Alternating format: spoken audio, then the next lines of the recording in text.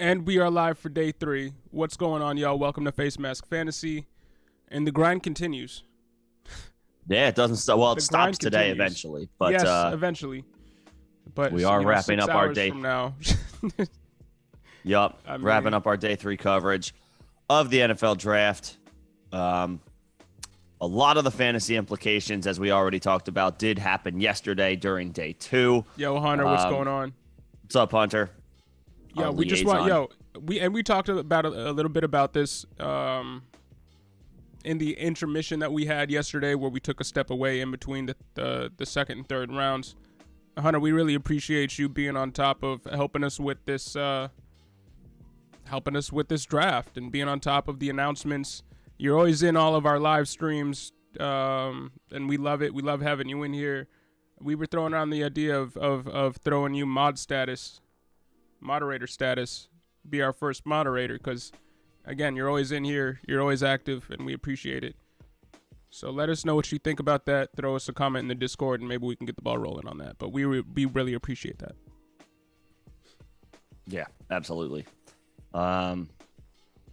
Just pulling some stuff up here from yesterday. I mean, there's still quite a few dominoes that need to fall here. We got Sam Howell still on the board. We got Isaiah Spiller still on the board.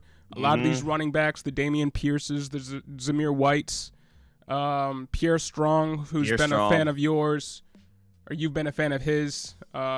Kevin Harris, probably going to be drafted in the 6th, 7th round, and I've been a fan of his. Ty Chandler, a lot of people have loved Ty Chandler. He's going to fall to the 6th and 7th round. Yep. That's just the nature of the beast with running backs, especially in this year's draft. And in terms of the wide receivers, there's really only one person left in that top tier group.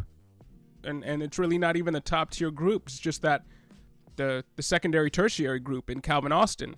Once he goes, we're talking about Khalil Shakir. We're talking about Justin Ross. We're talking about Isaiah Weston, Bo Melton. I'm surprised Velus Jones went. I'm still surprised by that Velus Jones pick. That pick still makes no sense.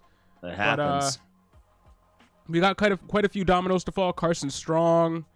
Whatever happens with Bailey Zappi. I have a hard time believing he gets drafted at this point with how far some of the other quarterbacks tumbled. We got a few tight ends to go still. Charlie Kolar hasn't gone. Isaiah Likely hasn't gone. We haven't seen the RAS.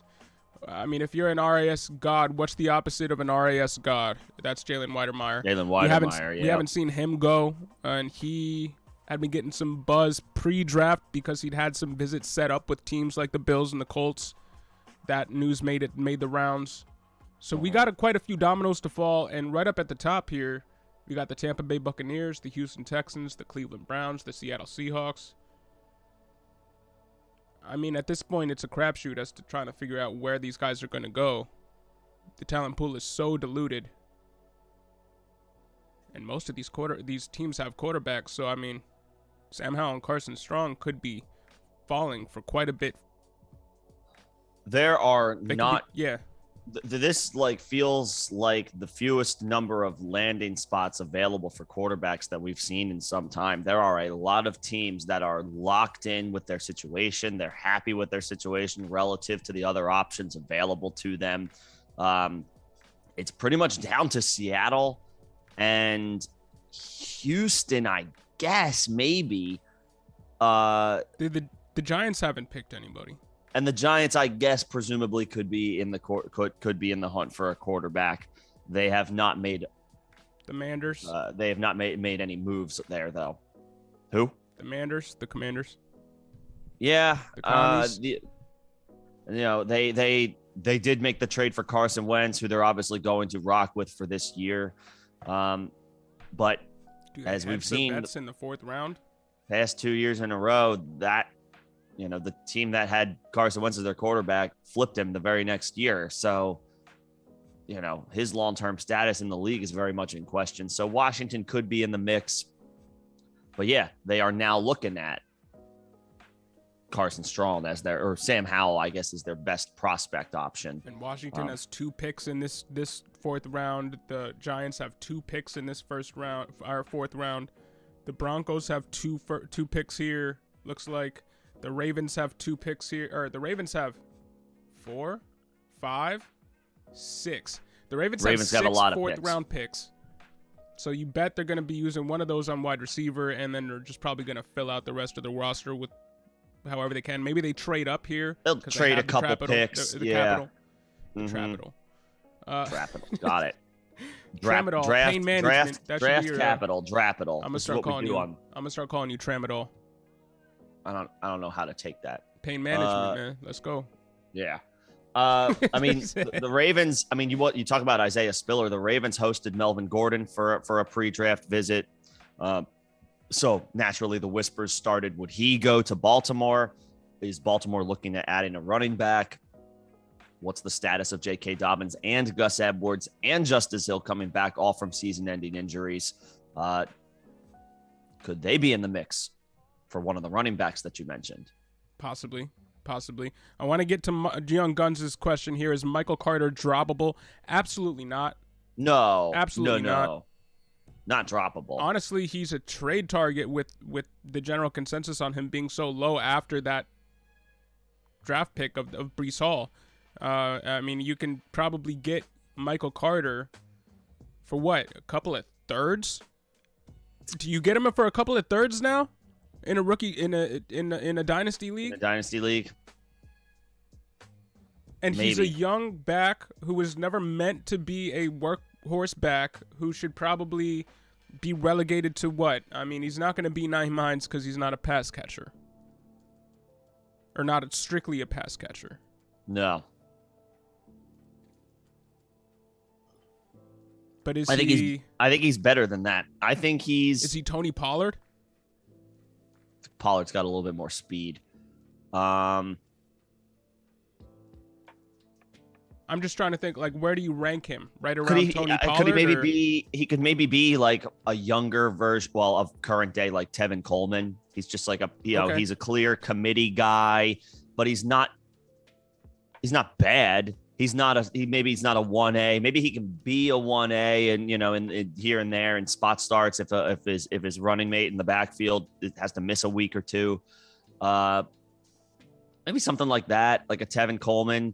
He's not the clear cut top option in any backfield, but he's a serviceable player. He absolutely deserves a role wherever he is. Maybe something along those lines. Yeah, I mean, look at what we think of. I mean, I think he's going to get less of a role than Ramondre Stevenson, but look at what we think about Ramondre Stevenson. Second fiddle to one of the better rushers in the league. Now, Breece Hall is going to be better than Damian Harris. Yes.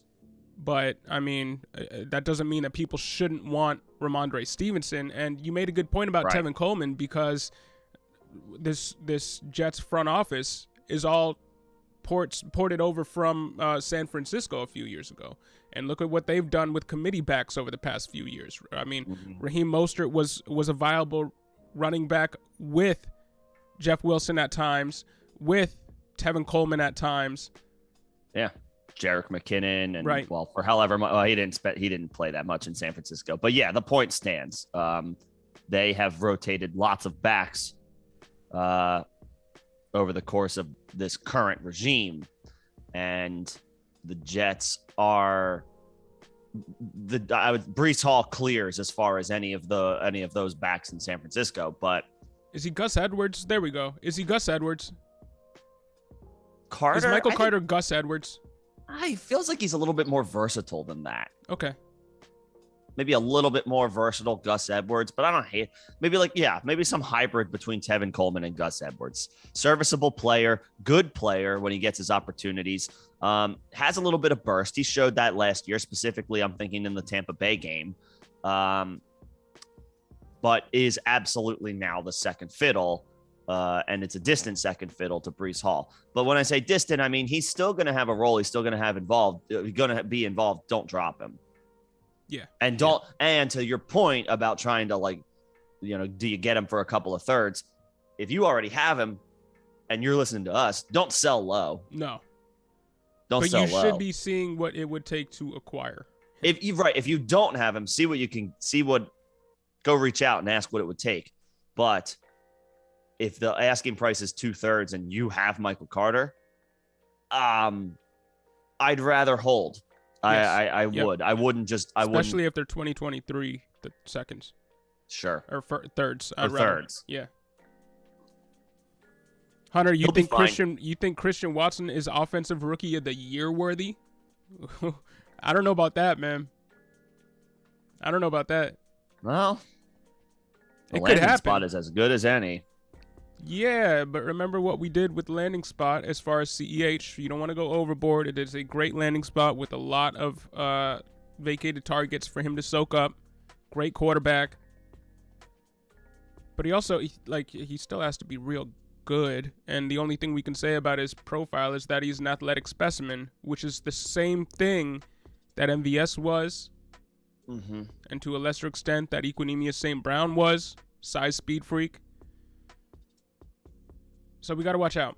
He's a little bit more of a size speed freak than those guys, but you also need to be one of the best receivers in the league if you're going to approximate Devontae Adams. So, which is not going to happen year one. But I love the pick. I love the pick. We'll see how it works out. It was best case scenario for Christian Watson to go to a team like the Packers. Best case scenario, absolutely. But I don't know if he's offensive rookie of the year. Got that size speed combo though.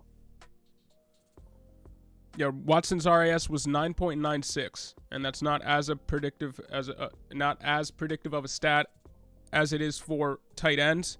Yeah, but he's right up there athletically with Julio Jones, Andre Johnson, DJ Chark, Chase Claypool. Well, not DJ Chark, Chase Claypool. He's not quite Calvin Johnson because nobody is, but he's as close of a prospect as you can get to Calvin Johnson athletically from a size, speed, athleticism standpoint in this draft. Mm-hmm. It's him, and then it's Isaiah Weston, who at this point is probably a 4th-round pick. In rookie drafts. Yes. Yeah. Yeah. Not a must-have, not a must-target late-round player at this point because of the draft capital, Alex, good to see you. What's going on? What's going on, Alex? And Young Guns, we're glad that we could help you out a little bit. Yeah, hold Carter. Thanks for stopping sure. by. Yeah, Absolutely. Hold on to him. I need to make some asks about Michael Carter in Dynasty. There's a couple of players that, now after this draft, I feel like I should be reaching out to the owners of. David Bell makes, you can probably get a guy that we were both high on, Anthony Schwartz, maybe me a little bit higher than you, but Anthony Schwartz, super late. Round pick. Couple of fourths, 4th round pick. Right? Yeah. Honestly, do you, as a fan of Rondale Moore, considering they went out and they got Hollywood Brown and they drafted Trey McBride to come in and step in after Zach Ertz, which muddies the waters for the short to intermediate pass game. Are you at all worried about Rondale, or are you trying to acquire Rondale in light of this news and using the news as just kind of a way to get him cheaper?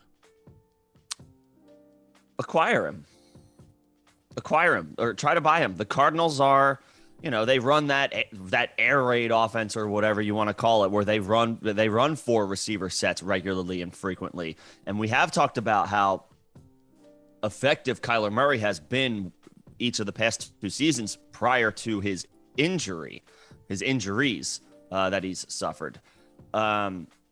Rondale's in now year 2 of the offense, year 2 of his career, a little bit more comfortability, a little bit more familiarity. We like Marquise Brown. I personally like Marquise Brown a lot.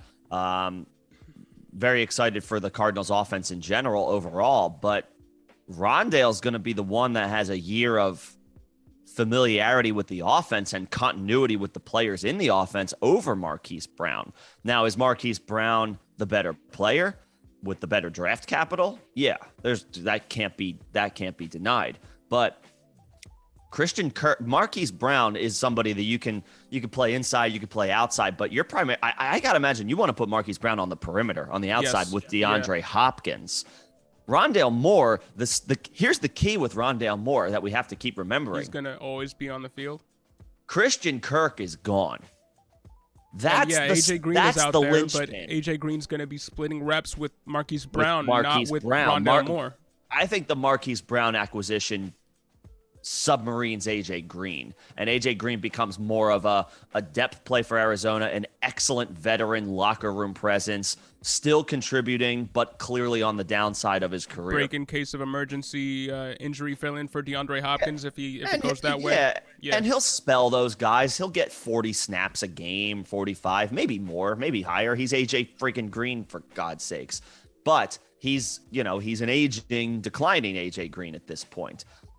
The guy who the linchpin here as it pertains to Rondale Moore was Christian Kirk, and Christian Kirk is gone. And to a lesser extent, Chase Edmonds. I think Rondale will be fine. I think if the Rondale person in your league is feeling down right now because of the Marquise Brown acquisition, go see what's up with as far as acquiring Rondale Moore. No question. I would agree with that. I would agree with just seeing what you can get for Juju, because Sky Moore is going there. People might be high in Sky Moore. Seeing what you can get for a Terry McLaurin, who is now 27 years old. Jahan Dotson was just drafted there. People aren't high on Carson Wentz. See if you can parlay just some overall negative feelings on the stud wide receiver in his prime into getting him on your team for lesser than it should cost to get a 27-year-old wide receiver in his athletic prime on your squad. He's still going to be good. Honestly, this George Pickens draft pick, it muddies the waters for Chase Claypool. But one thing that I'm having to remind myself, I have Elijah Moore and I'm in position to draft Garrett Wilson. I have Amon-Ra St. Brown in a league, and I'm in position to maybe get Jameson Williams. I'm not shying away from these players on the same teams, because in Dynasty, in 2 years, they could be on different teams. They might be traded. They could be on different teams. And Chase Claypool right now, I believe he's 23, going on 24 years old. So in 2 seasons. He's 24 now, but yeah, I mean, come on. He's 3 years away from when we expect him to really start to blossom for a little while. And in 2 seasons, when he's maybe on a different team, once George Pickens supplants him, then you have George Pickens, wide receiver 2 for the Steelers. Right. And then you have Chase Claypool, probably a wide receiver 2 for another team that went out and paid a lot of money to get him in free agency. In a better situation, yeah. Elijah Moore, same thing. You might have to wait a little bit longer just because there's only 1 year of difference between the draft spots. But maybe Corey Davis. Maybe they move on from Corey Davis sooner than later. Yeah. So, but would you be mad? I mean, a completely different situation. But would you be mad having T. Higgins and Jamar Chase? I don't think so. Yeah, no, not at all. Right? Not even. Would you be mad bit. having Justin Jefferson and Adam Thielen on the same team? Over the past 2 years, if you had both of them, you're probably still winning a ton of games despite stacking at the wide receiver position. And it's even better if you have one of those quarterbacks to go along with it. Absolutely. But I'm not worried about picking up 2 players from the same team, especially in Dynasty, because in 2 to 3 years down the road, they're probably going to be on different teams. Young Guns agreed. All in on Kyler. Will, what's going on? Thanks for stopping by. He's a Cowboys fan. He's disappointed that that they took Tyler Smith. Look, here's the thing. I don't know. The hold waiting to happen. The old diatribe. There's holding on every play. The Cowboys sorely needed to address offensive line. They lost Lyle Collins in free agency. Was it Frederick who retired? Somebody else retired. They lost multiple Yeah. pieces on the offensive line. Yeah, it was Travis Frederick, who at his peak was one of the best centers in the league, maybe the best center in the league. They sorely needed offensive line. I know Jermaine Johnson was there, like Hunter mentioned, but they already have Micah Parsons. The offensive line was probably their biggest need. They took the guy that they felt like was highest on their board. I mean, that it made sense. Maybe you don't love the prospect, but it made sense. For the record, by the way, we are kicking things off officially here with the 4th round. Yeah, there you go, Will. Frederick retired and Connor Williams left to the Dolphins. Thanks for that. Connor Williams is gone. Yep. Lyle Collins went to the Bengals. Like the Cowboys needed. Cade Otton, tight end. Okay. For Tampa Bay. Yep. Could be bad sign for Gronk. It's the 4th round. Yeah, it's the 4th It's a round. tight end in the 4th round. That dude's gonna sit for at least a year. Sit for Remember, 3 years. Trey McBride was drafted in the 4th round, and Noah Gray, I believe, was a 4th, 5th round pick. These guys are gonna sit for a year or two. It's insurance regardless because Gronk is not going to be playing that much longer anyway. I think the insurance is Cameron Brate. I think this is just like a future build pick. I don't think it has any impact on Gronk playing this year or even next year. Mm-hmm. No, maybe it was a little knee jerk there, but yeah, I mean, Gronk's not going to play that much more anyway, or that much longer anyway. Got to eventually start finding replacements for these guys. Hunter Rappaport bringing us all the news. Yes, sir. Oh, the Texans took Pierce. Okay, all right. Well, hey, they needed a running back. Sucks for Marlon Mack. Nah. I mean, how does this affect Marlon Mack? Texans drafted Florida running back. I refuse to make that joke ever again. Sorry, I had to do it. But yo, Dameon Pierce. He's going to be he's going to be that 3rd round pick that is very, very popular now, just because of this landing spot. The competition in that Houston backfield is wide open. James Robinson, anyone? Went to the Jaguars on a bad team with no QB1, no true QB1, and was a RB1. Could the Texans, with no clear QB1, yes, they have a QB1, but no top tier or even mid-tier QB1 on their team, rebuilding, go towards a late round running back like Dameon Pierce, who we all like, and turn him into James Robinson in 2022? I think so. Those are lofty. Those are lofty. I mean, that's lofty expectations. James but Robinson. I mean, I'd rather have Dameon Pierce than Brian Robinson. At this point, I'd rather have Dameon Pierce than Zamir White. Well, Zamir it would be a question as to whether or not I would rather have Dameon Pierce or James Cook. It would depend on the format and standard. Probably Dameon Pierce. In PPR formats, obviously you can make the decision for James Cook. But it depends. It depends on how training camp and mini camp and preseason unfolds here. Dameon Pierce could be looking at a big workload, and he's the type of running back to do well with the workload that's given to him. Very little tread on his tires. Was one of the most efficient running backs in this year's draft. Just wasn't given a ton of run. I really like Dameon Pierce. Wow. Okay. This landing spot it's as good as it can get. The competition is wide open. Yeah. The question is how high do you go up to get him in your rookie drafts? I mean, right now he's ahead of Brian Robinson for me. He's in the 2nd round. Like a late 2nd. I would rather have him over John Mechie in the same offense. Ooh. I guess the tier break for me is Alec Pierce would go ahead of him just because of the draft capital invested in Alec Pierce. But I'm not huge on Alec Pierce. But just the draft capital invested is enough for me there to make the distinction between a 2nd round pick and a 4th round pick. But he's right at the end of the 2nd round. Yeah, depending on Calvin Austin going, he could be 212 or where a 3-1, Pierce 3-2 lands. Dameon Pierce. The opportunity's there. 1,800 career rushing yards at Florida, has a proven pretty good pass catcher, has a nose for the end zone. Scored almost, I think, 30 touchdowns in his career at Florida. So as soon as next year, could be playing with a much better offense with a much better quarterback. Marlon Mack, it's got to be a 1-year deal, right? Yes. His contract. So I mean, and again,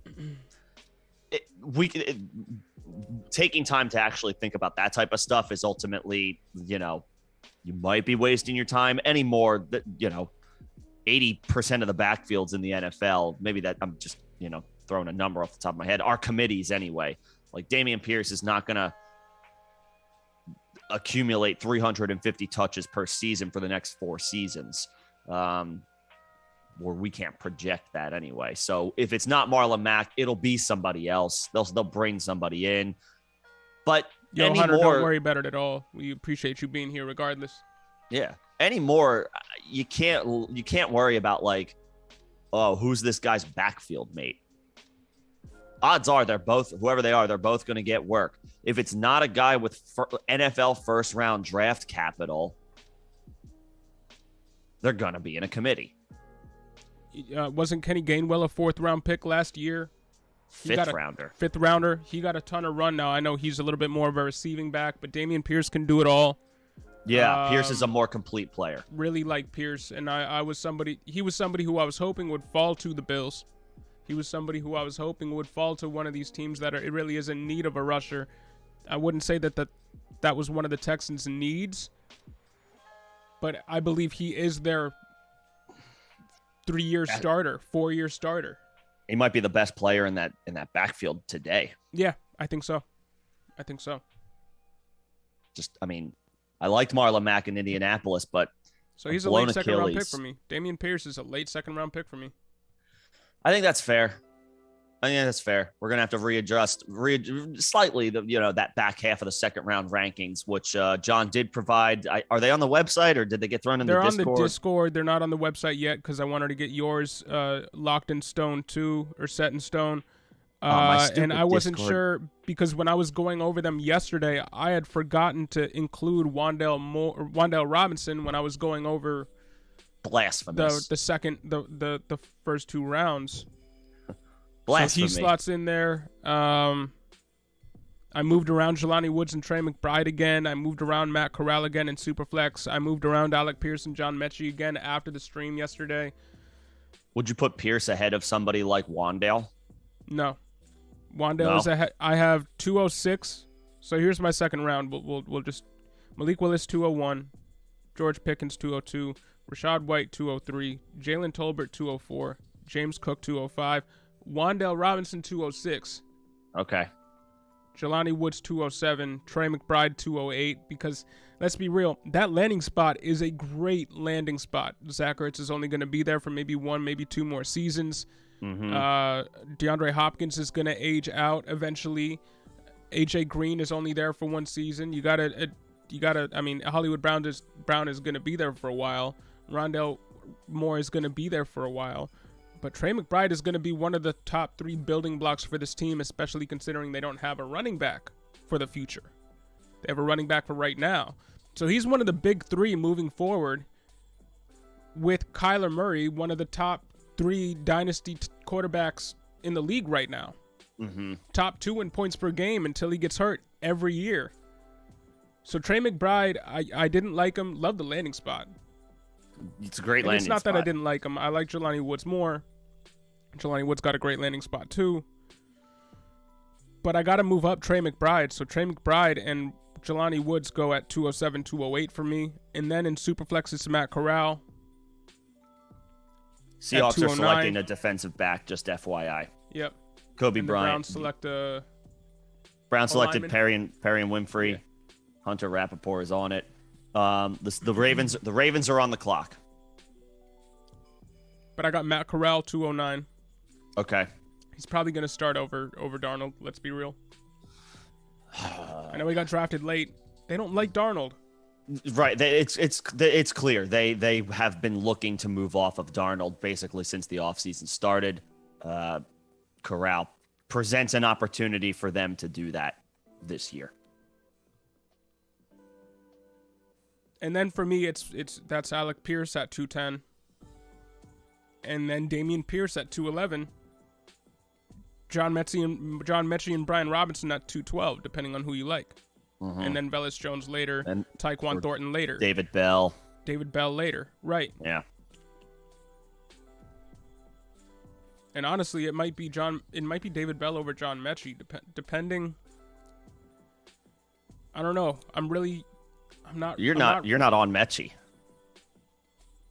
The more I think about it, the more he's not gonna really impact Nico Collins' outlook in the future, because Brandon Cook's got an extension there.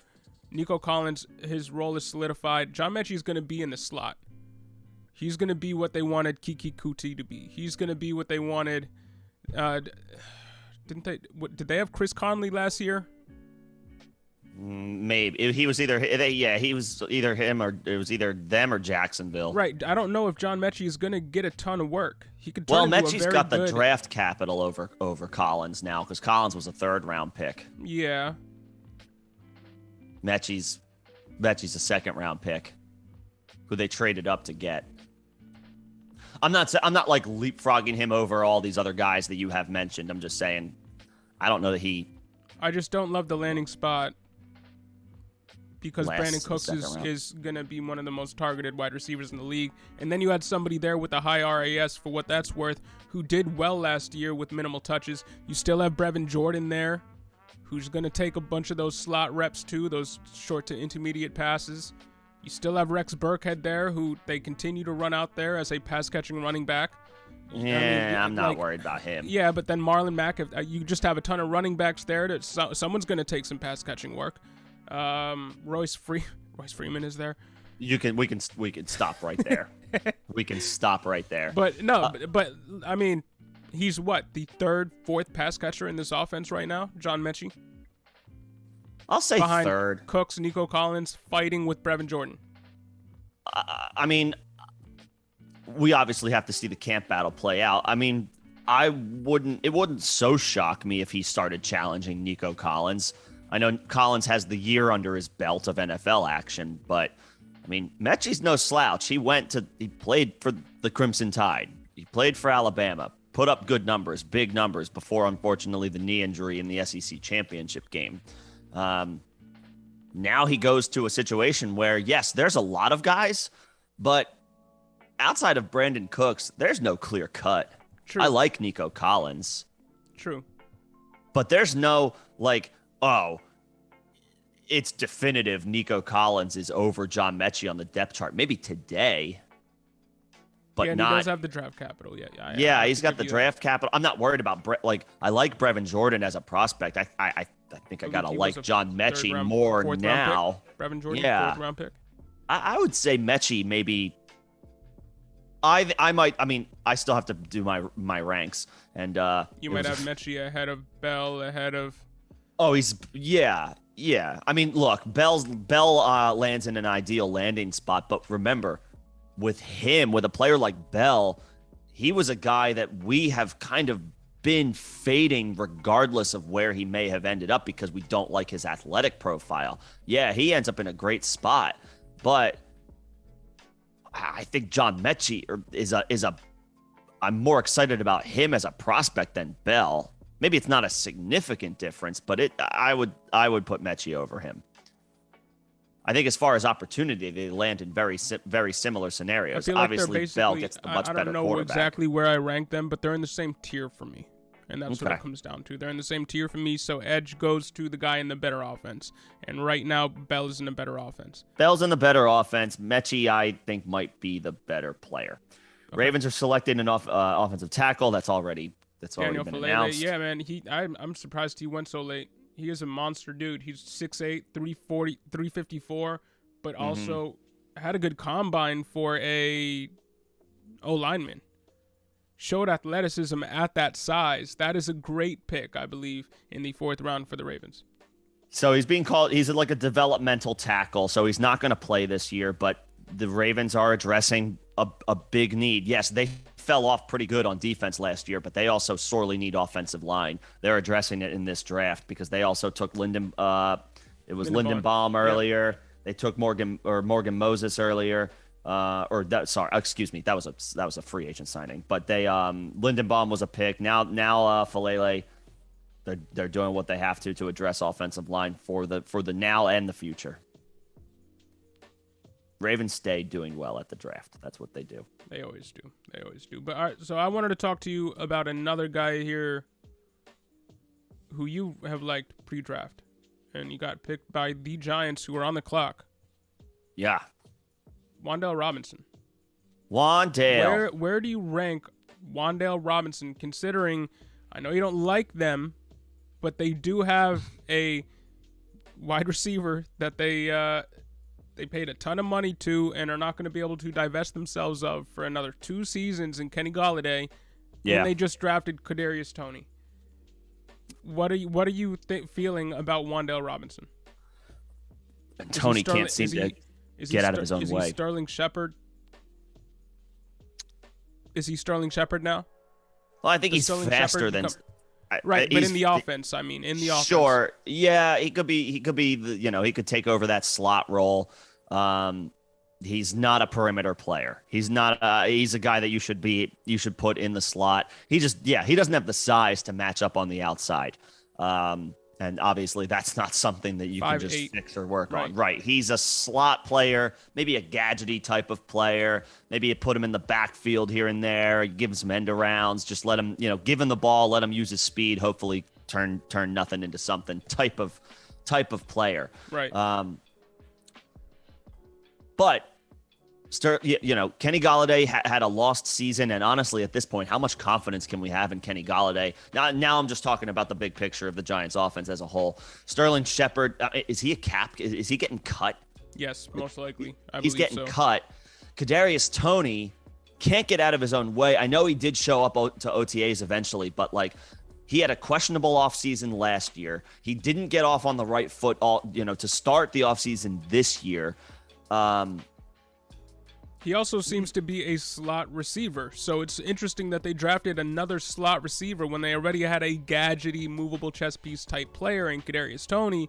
It's interesting that now Kadarius Toney is probably going to get pushed to the outside. I was going to say he's got to play for him. Well, but they drafted him in the first round. The Giants took Daniel Bellinger, one of my favorite tight end prospects. They took him at 112 here. There you go. And they lost Evan Ingram. I don't know who they brought in. Lost Evan Ingram. Who did the Giants bring in at tight end? They brought in somebody. Well, last year they had Kyle Rudolph. Right, but I think they brought in somebody. But regardless, Daniel Bellinger, RAS of above 9 to the Giants. I mean, I'm looking at him in the 4th round. I'm looking at Daniel Bellinger in the 4th round. I'm looking at Daniel Bellinger in the late 3rd, something like that, because he should wide open opportunity. They brought in forward. Ricky Seals-Jones. Okay, so all right, Daniel Bellinger. Tight end of the future for the Giants. For this year, Ricky Seals-Jones might be a decent value, but that's for this year. Bellinger is the developmental piece in the 4th round that you grab. A few years ago, the Bills, with Joe Sheen's help and Brian Daboll's help, mainly it was McBean and Sean McDermott, they drafted Dawson Knox, very athletic tight end, later in the draft, let him sit, learn, built an offense around him, and now look, Dawson Knox is a top 10 tight end. Yep. Daniel Bellinger can be the same guy. Athletically very similar, 6'5", 253, RAS above 9, going to a team that's basically wide open at the tight end position, going to get a ton of snaps, going to get a chance to work with Daniel Jones and then whoever they draft after Daniel Jones, because let's be real, they're going to move on from Daniel Jones soon. I like Daniel Bellinger a lot, man. He would be my 3rd tight end drafted in this draft. Over It'd Dulcich? be Jelani, and then it would be Trey McBride, because I love that landing spot, and he's not going to be a bad tight end. And then Daniel Bellinger. Over Dulcich? Over Dulcich, because Dulcich is going to be having to compete with Jerry Jeudy, Courtland Sutton, Tim Patrick, who all got re-up to contracts, and then Albert O, who's just going to be a more athletic, more exciting version of. He's basically going to be Noah Fant. So yeah, if Greg Dulcich works out, he'll be what Albert O was over the past few seasons, which is a 300-yard tight end who gets maybe 4-5 touchdowns if he's lucky. Okay. So yeah, I'd rather have Daniel Bellinger over him. Okay. Just to wrap up my thoughts on Wandale, I would probably put him over James Cook, just because we kind of ultimately came to the conclusion yesterday that this Bills backfield feels like one to completely avoid. Whereas I see an opportunity, I see a path to playing time for Wandale in a Giants offense that is lacking playmakers. And so he's going to get a chance to be on the field in 3 receiver sets. There's no reason for me to believe Wandale Robinson will be playing behind the likes of Darius Slayton and John Ross. Is John Ross even still on the team? I have no idea. So that kind of answers the question without answering it. With the draft capital, with the lack of weapons in the Giants offense right now, Evan Ingram moves on. Sterling Shepard's looking like a potential cap casualty. Darius Slayton is not that guy. John Ross has not been that guy. Kenny Golladay can't stay healthy. So we're talking Kadarius Toney. And basically just that's Kadarius Toney. it. That's about it. I mean, let's assume Kenny Golladay does stay healthy, and for his sake, hopefully he does. After that, it's wide open. So I would put Wandale over James Cook. So I think he's a safe middle of the second round pick in rookie drafts. Maybe not safe. He's an smart upside play in the middle of the second round of your rookie draft. Who would you rather have, Wandale Robinson on the Giants or Jalen Tolbert on the Cowboys? Tolbert, because okay. I know Tolbert was taken later, but in this scenario where, it was almost like this, we could go either way on Tolbert was a guy that we liked in the pre-draft process, maybe a little bit more than Wandale, had, not a 5'8" player, right? So 6'3". Yeah, I mean, he's got a little bit on the more outside there. He's going to be starting where Amari Cooper started until Michael Gallup comes in. Until Gallup comes back. Going to get a chance to play a lot early. Wandale might as well, but Tolbert's got a little bit more of that NFL frame. I like 6-foot receivers. 5'8", it is enough where it's like that is a difference. Yep. So Tolbert slightly. But I mean, it's a pretty good landing spot for Wandale, and they sorely needed a little bit of speed in their receiving core. They have it now. And knowing what we know about Carolina and how they view Sam Darnold and Matt Corral, would you take all of those players we just listed, Tolbert, Robinson, James Cook, ahead of Matt Corral, or are you still low on the quarterbacks in this draft just because of draft capital and you're not necessarily buying into the landing spot long term?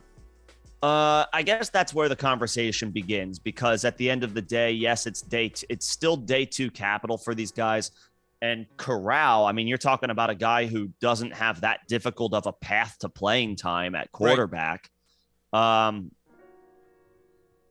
I would, because of the landing spot, this takes Carolina out of the Baker Mayfield sweepstakes, if you want to call it that. If the Panthers season goes south quickly, which it could, why wouldn't they turn to Matt Corral and see what he can do for the next couple of years? Maybe I take Corral over those the Tolberts, the James Cooks, the Wandale. I could see moving Corral up slightly, especially because he avoided the dreaded day 3 draft capital. The 3rd round isn't something to get super excited about, but the Panthers quarterback room is razor thin. So it might not, we'll see how he does, but he's not too far away from that starting job. He's closer today right now than Malik Willis is. Yeah. That doesn't mean I want him over Malik Willis, but just Still saying. want Malik Willis, but yeah. Right, yeah, but he's close. But Corral is closer to playing time, barring injury, than Malik Willis today. So I'd say I guess in Superflex leagues, I think I would take Corral. Tolbert is maybe where the conversation starts, but over Wandale, over James Cook, that's where the conversation starts. And Nene, you want to know about Malik Willis and whether or not he's going to win a Super Bowl? And the question is when for you? I mean, I'm not going to go there because there are a lot better quarterbacks in the NFL than Malik Willis coming in who haven't had a sniff at a Super Bowl. My question is not whether he will win a Super Bowl. It's when he's going to start. When does Malik Willis start? Does he start next year? Next year. Does he go the way of Kellen Mond and we think he's going to start in a year or two, and then the coaching staff sees him and is like, this guy isn't what we thought of as a passer. He's just not going to be able to cut it. We love his athletic measurables, but he's more Tyler Huntley than he is Lamar Jackson. And go Russell. A different way next year and in a much more quarterback-laden prospect pool in that in 2023's draft class. I don't know.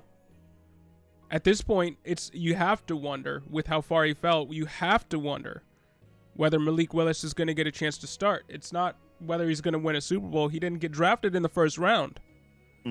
It's when is he going to start over a quarterback who, outside of last season, was a top 8 quarterback over from 2020 and 2019, a top 8 quarterback in the league. Can that guy come back? And can the Titans feel comfortable moving forward with a 34, 35-year-old Ryan Tannehill for the next few seasons like the Vikings did with Kirk Cousins? Or do they ultimately turn the page with Malik Willis in 2023, 2024? I'm not talking Super Bowl, bro. I'm talking when is he going to start? Yeah. Don't want to jump the gun on Malik Willis too much because he fell significantly farther than anyone anticipated. So, he's got a little bit more of an uphill battle. Yes, the Titans can get out from Tannehill's contract relatively soon, and he is already 33, 34 years old. So the clock is ticking for Ryan Tannehill's tenure as the Titans starter. Remember also, whenever Malik Willis takes over, this is now Robert Woods is there still rehabbing from the ACL, but this is a somewhat thin receiving core. I know they have Derrick Henry. The offensive line is still solid. We don't know how much. By the time Malik Willis is ready, though, Derrick Henry might be not Derrick Henry anymore. You hope Treylon Burks develops into a wide receiver 1. We'll see how that plays out. And Robert Woods himself is already 30 years old. So, he could be productive for another couple of years once he gets through the rehab process. But it's hard to pin any type of expectations on Malik Willis as it pertains to how much is he going to win once he gets the job, because this Titans offense is going to look very different probably within the next 2 years. So we'll see what type of situation he's stepping into and what he's working with. It has been a pretty stable and consistent organization in Tennessee. They've made the playoffs the past few years. They were just the 1 seed not too long ago, like literally this past year. So they've got some continuity. They've got some stability. I think Mike Vrabel's a good head coach. But what's the personnel going to look like on this offense? There's a lot of question marks about what is Malik Willis going to be working with. And then, we saw it unfold before our eyes over the past couple of days. The NFL as a whole clearly doesn't think as much of Malik Willis as we thought they might. He was being projected to go in the first round. Everybody had him as one of their top best available players and was the consensus from almost everybody, the top quarterback prospect in this draft. He gets drafted as the 3rd quarterback in the 3rd round. I mean, it was a Geno Smith-like fall for him.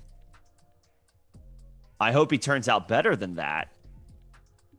But, I mean, right now, does he, if I flip a coin, yes, no, does he win a Super Bowl? I can't say yes. Today, 2 days after getting drafted. I hope he does. I'm not rooting against him. It's just like there were so many variables that went into his free fall. Like we were, how many times did we say yesterday and the first round, like this has to be it. This has to be the spot. This is where he goes. We were saying and it just didn't happen. We started saying it at 102 when the Lions were on the clock at 102. We started talking about Malik Willis, and we didn't stop talking about Malik Willis until he was drafted in the 3rd round. We must have brought up Malik Willis 50 times over the last 2 days. More than anybody. Yeah, more than anybody easily. And it just didn't happen. Again, goes to a relatively stable organization, at least as far as, looking at the results as far as the win-loss column over the past few years in Tennessee. But that's kind of where it ends for me as like, okay, this is a good situation. He will start sooner than later. Again, because Tannehill, they can get out of that contract, I think, as soon as next year if they want to and if they want to turn the page. But again, and I know I already said this, I'll stop after this, but like this is not going to be the same Titans off. Like Malik Willis is not going to have Derrick Henry by the time he's ready, supposedly ready to take over the reins in this offense. Derrick Henry is going to be older and has going to accumulate another 500 touches. And Malik we'll see Willis, how Treylon Burks plays out. We'll Malik see what happens with Robert Woods' recovery. Broke more tackles than Kenneth Walker and Breece Hall did in college. So it's going to be a different type of run-first team. It really is. When Malik Willis comes into the fold, and it's not, to your point, it's not going to have 30 carry Derrick Henry there taking a ton of work. Malik Willis could be a fantasy option and not be a relevant NFL quarterback. We saw Tyrod Taylor with the Bills in 2016 be a top 8 quarterback based on the fact that he was rushing the ball 500 yards a season. We've seen quarterbacks in recent memory, the Jalen Hurtses of the world, who Malik Willis has been compared to, be not good NFL quarterbacks, but good to great fantasy quarterbacks, and that's what you're chasing in Malik Willis, which is why, and Desmond Ridder, which is why the fantasy ceiling is less affected by the draft capital than with a pocket passing quarterback. I mean, the Sam Howells, I don't know if he gets drafted in the first 2 rounds, and it's Superflex, which is something I was not prepared to. Hal? No chance now. I can't want. I don't since want Willis, since Ridder, yes, they fell, but they have rushing upside, which is all you need for fantasy relevance. Their positions in rookie drafts and rookie rankings not so changed by draft capital. It hurts for the long term, but there's still quarterbacks that I want to invest in. And I'd take a shot at Matt Corral midway through the 2nd, but after that, I'm waiting until the 3rd round to look at a guy like Sam Howell. 3rd round for Carson Strong, because they haven't been even drafted yet, and that's a huge red flag. Yeah. Jets have selected defensive end Michael Clemens with pick 117. Vikings traded up to pick 118. So are they grabbing a Sam Howell here? They traded up. No, man. I think the smart move would be a Khalil Shakir or Calvin Austin, like they say, best fit right here on CBS Sports. Yeah. I think they go and get their heir apparent for Adam Thielen and start giving him some run as an Alan Thielen understudy, so that a year from now they can step in and hit the ground running and don't have to rely on a then 33-year-old Adam Thielen. I'm not worried about Adam Thielen aging out just yet, but no, but the team has to be. Well, yeah. We're not. We love Adam Thielen, but the team has to be aware that Adam Thielen's 32 years old. Well, they know. Yeah, so they're going to prepare. They should draft a Khalil Shakir, Calvin Austin here. Let's see what they do here. The pick is in.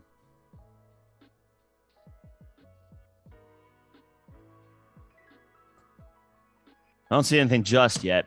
So yeah, Nene, hopefully that helps. We're rooting for Willis, of course. Didn't expect him to fall as far as he did. Nobody did. I hope it works out for him. It's going to be interesting to see what type of talent they surround him with in the coming years, because this Titans offense as a whole is not too far away from a complete makeover. And I mean, we love Jalen Hurts. This guy's supposed to be Jalen Hurts. Nobody's talking about Jalen Hurts winning the Super Bowl, but he could win you a championship if he stays healthy the whole season. Oh, he could definitely win you a fantasy So that's what we're championship. looking at with Malik Willis. Malik Willis, this question should be when he will win a Super Bowl. It's when he will win you a championship in fantasy football. That's the better question. Yep. So the pick is in for the Vikings. We don't know it yet, but the Ravens are on the clock. Mm-hmm.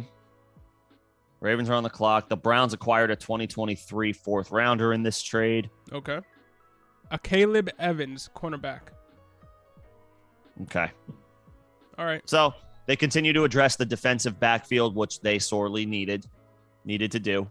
And they have the fourth round picks to continue to move up here. They have 2 more picks, 3 more picks in the fourth round, 4 more.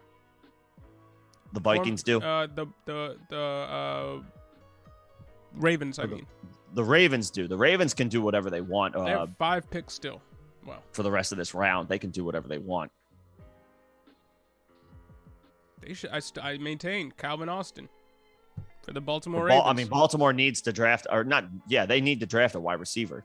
The top guy on there. I mean, they have Rashad Bateman, but I mean, we're down to Tylan Wallace, Devin Duvernay, and James Prochet. Yeah, so they could use a receiver prospect. And so could the Patriots, who are coming up in 2 picks here. They got Tyquan Thornton. Yeah, bro. Dude, don't say that with a straight face. Come on, man. You said that with a straight face. Respect. That's my poker face.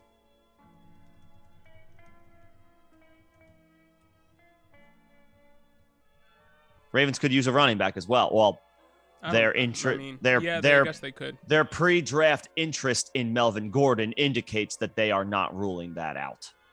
And in the 4th round here, with so many picks in the 4th round, I mean, they could take a shot at really any of these guys that is still here. Pierre Strong, Kevin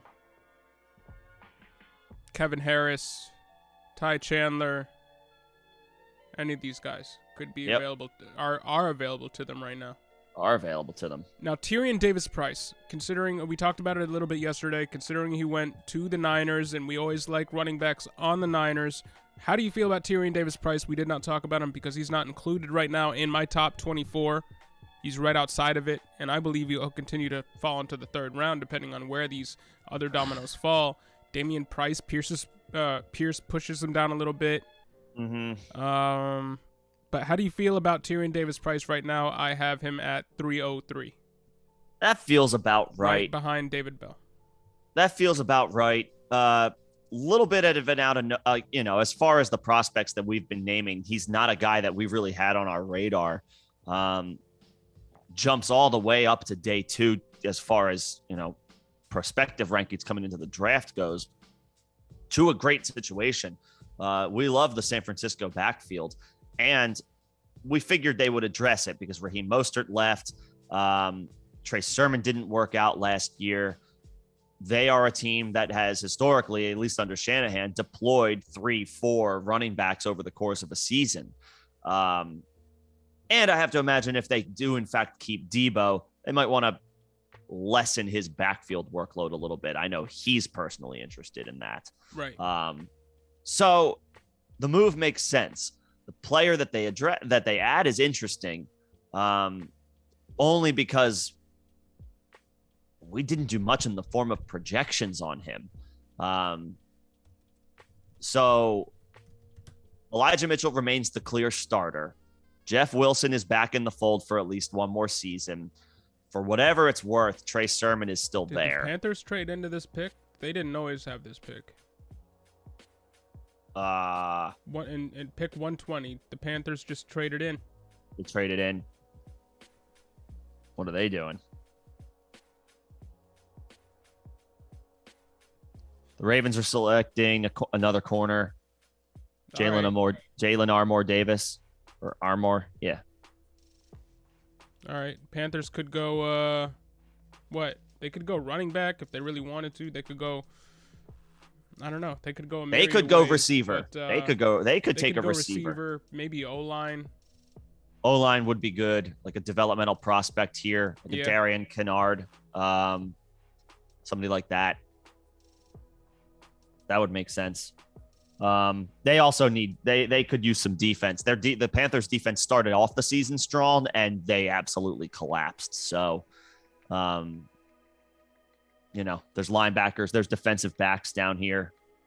Now, a wide receiver that I kind of skipped past because this one missed me. Danny Gray at pick 41. It was the last pick round, last night. 49ers. We were both ready to go to sleep at that point. Yeah, Danny Gray missed me by here. Where do you rank Danny Gray? Is he above, behind Tyquan Thornton, Velus Jones?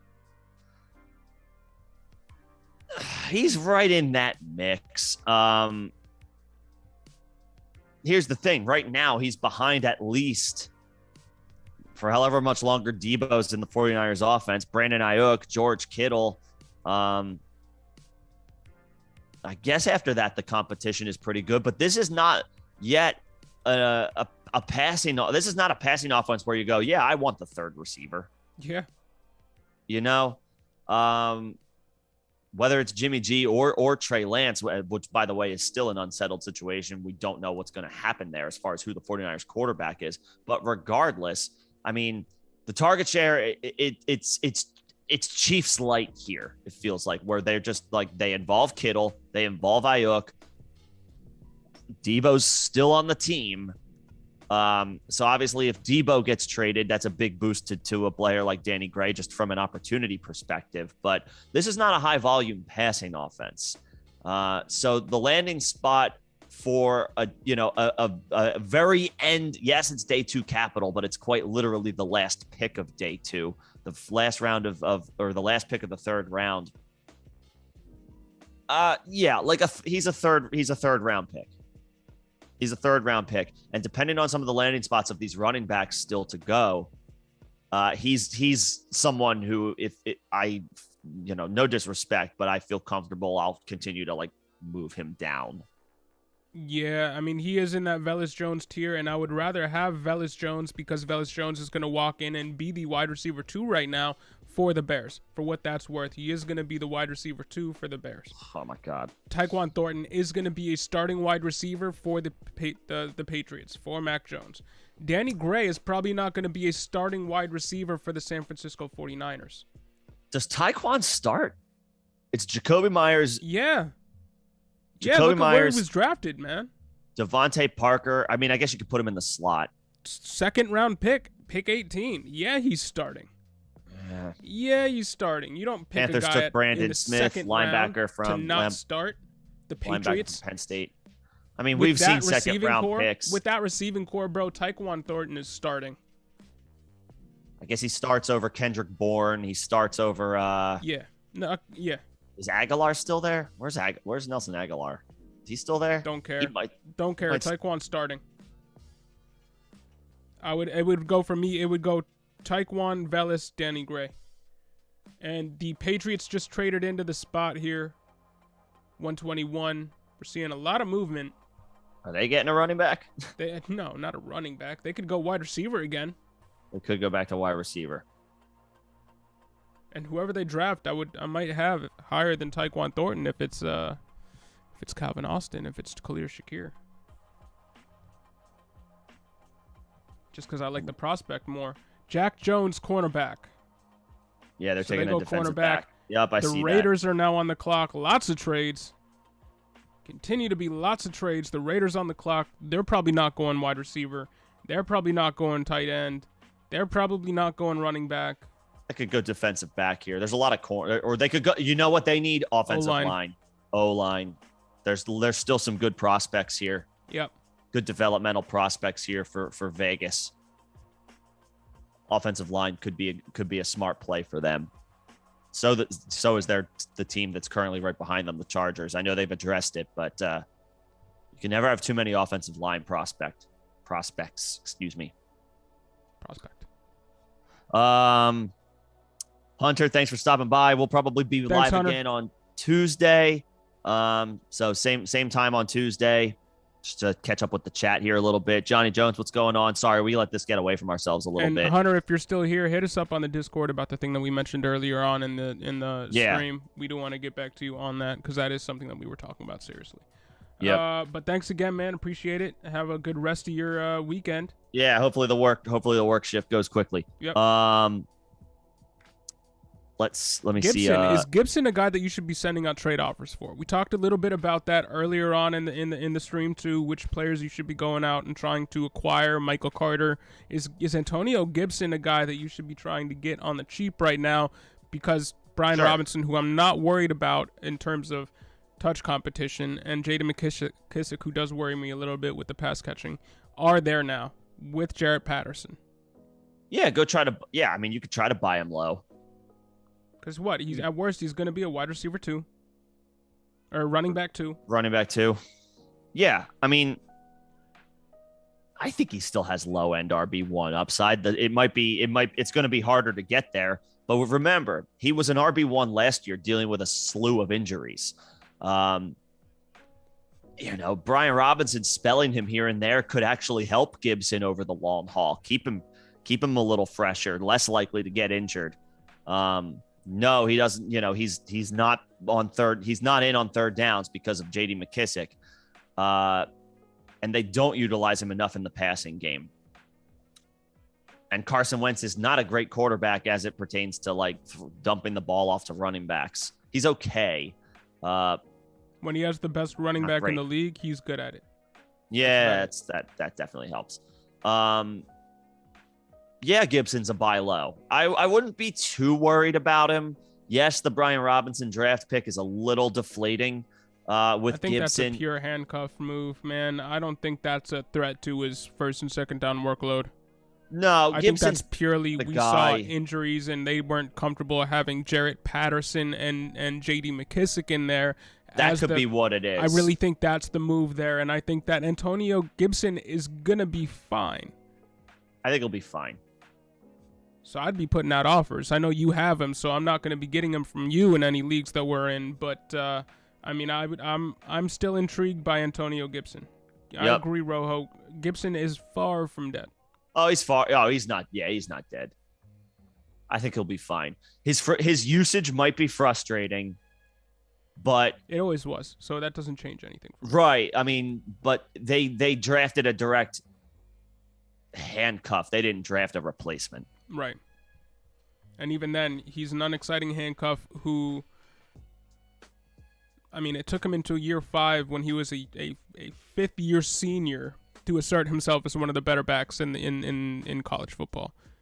Mm-hmm. Up to that last season where he was a fifth-year senior, probably 2-3 years older than a lot of the people he was playing against on a game-to-game basis. Speaking of that, Brian Robinson is actually older than Antonio Gibson. Right, man. I'm not worried. I'm not worried at all. Brian Robinson is like 4 or 5 months older, maybe like 3-4 months older than Antonio Gibson. I think Gibson is still the short and long-term player in that backfield. Yes. So I'm not too worried. Real quick, we missed another question from Nene. What's going on? What's going on, Will? But what did Nene say? Who's our biggest draft steals from day one? Biggest draft steals from day one. AJ Brown. Maybe. Is it AJ Brown? They basically traded the rights to Treylon Burks for him. That's pretty good. Trying to remember. There's been so many draft picks to go over. Jameson Williams, Garrett Wilson, Chris Olave, Jahan Dotson. Jermaine Johnson was a steal by the Jets. Yeah. That was a steal by the Jets. I'll say that was an outstanding first-round pick. Most teams, the teams passed him by, but a lot of people had him mocked in the top half of the first round. The Jets got him right at the end of it. I think they made out that. I think that was some highway robbery. They didn't have to give up a ton of capital, all things considered, to get a guy who a lot of people presumably had as a top 10 talent in this draft. That was as far as selections. AJ Brown was a trade and obviously not drafted this year, but as far as draft selections, players actually picked in the first round, Jermaine Johnson today, right now, feels like a steal. Okay. Like, that feels like a great move. I think that Zamir White to the Raiders. How do you feel, Mr. Josh Jacobs owner? How do you feel, Mr. Josh Jacobs owner? Just Zamir White to the Raiders. Oh man, I'm never playing Dynasty again. Oh man, yo, who wants my teams? Who wants my teams? I'm bowing out. Zamir White gets put up ahead of what? I mean, I know it's a fourth round pick. And the Raiders declined Josh Jacobs' 5th-year option. I know that's a 4th-round pick, but do you put him in the 2nd round, Zamir White? Raiders? No, Josh Jacobs was still a 1st-round pick versus a 4th-round pick. I mean, the guy's pretty versatile. I would say, like, maybe potentially rest in peace Kenyon Drake. Well, yeah. And say goodbye Brandon Bolden. Strictly well, a special never. He goes back to being what we expect, which was his special teams role.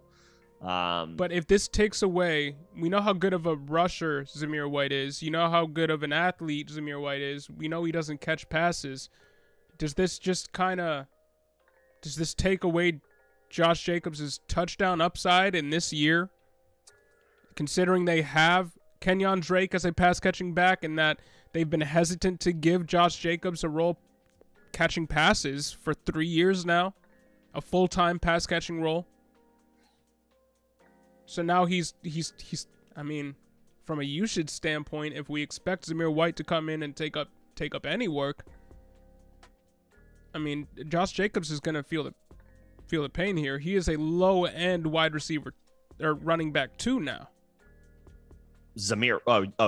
Josh Jacobs, yeah. He's a low. Well, that was always what that's always what his ceiling kind of was anyway. I mean, he got up to RB8 once. He got up to RB12 once. I mean, he was a running back 1, a low-end running back 1. Now he's a low-end running back 2. That's a big difference. I'll say he's still middling. Say he was still a middling RB2. I don't know about low end. I don't think Zamir White like completely supplants him. He's still the 1st and 2nd for down this guy. Year, but I mean, they declined his 5th-year option. Right, they declined his 5th-year option. Zamir White to the moon. So I mean, we're playing Dynasty, bro. I mean, yeah, we might be talking about 1 year here, but after that 1 year, Josh Jacobs is going to go elsewhere, probably get a good role for himself elsewhere. But I mean, Zamir White's supplanting him in this offense. He is. And Zamir White can turn into what Damian Harris was for this team for the future, considering they had Josh McDaniels coming from that Belichick coaching tree. Probably Isaiah Spiller, Chargers. There you go. That was probably the best case scenario for Isaiah Spiller. That is a best case scenario for Isaiah Spiller. Wow, 2 running backs going in the 4th round, and they have huge ramifications here in terms of our rankings. I mean, Isaiah Spiller is now firmly a 2nd-round pick, and Zamir White's firmly a 2nd-round pick for me. They are. I'm not ready to go that high on Spiller. I know. Look, I know we didn't love his profile, but this is a great spot. Great spot. I guess he's a late 2nd-round pick. He's a late 2nd, and so is Zamir. Yeah, they're both. The thing about Zamir is, and this is the last thing I'll say on it, if they do in fact move on from Josh Jacobs, they will add somebody else. Yeah, but then somehow, you're still looking at a Damian Harris, Ramondre Stevenson type split. I mean, yeah, he's never going to be a workhorse. That was never what we were projecting for Zamir White. But if he can get a 60-40 split in the backfield with Devontae Adams and Darren Waller and Derek Carr and Hunter Renfrow, I love that in 2023. Yeah. Zamir White is absolutely a 2nd-round pick. We've seen, I know we don't expect Isaiah Spiller to be Melvin Gordon. Far from it. But Melvin Gordon coexisted with Austin Eckler early in his career. And they were both good, yeah. And they've been looking for a heir apparent to that role for years now. Joshua Kelly, Larry Roundtree, Justin Jackson. Now Isaiah Spiller comes in, and he's going to be that guy. He did it in the SEC. We know he has. We have knocked him down a few pegs due to his profile and his combine and stuff like that. But best case scenario, and he is a second-round pick in rookie drafts. For Spiller? Yes, he is. Yeah. And nobody has hated on him harder than I have. But I mean, you got real quick. We gotta get to the chat. We got to get to the chat. Sorry, I've been. You're yeah. I agree with the objective. It's overreact a clock with John. No, it's not. No, it's not, bro. Let's see, really quick.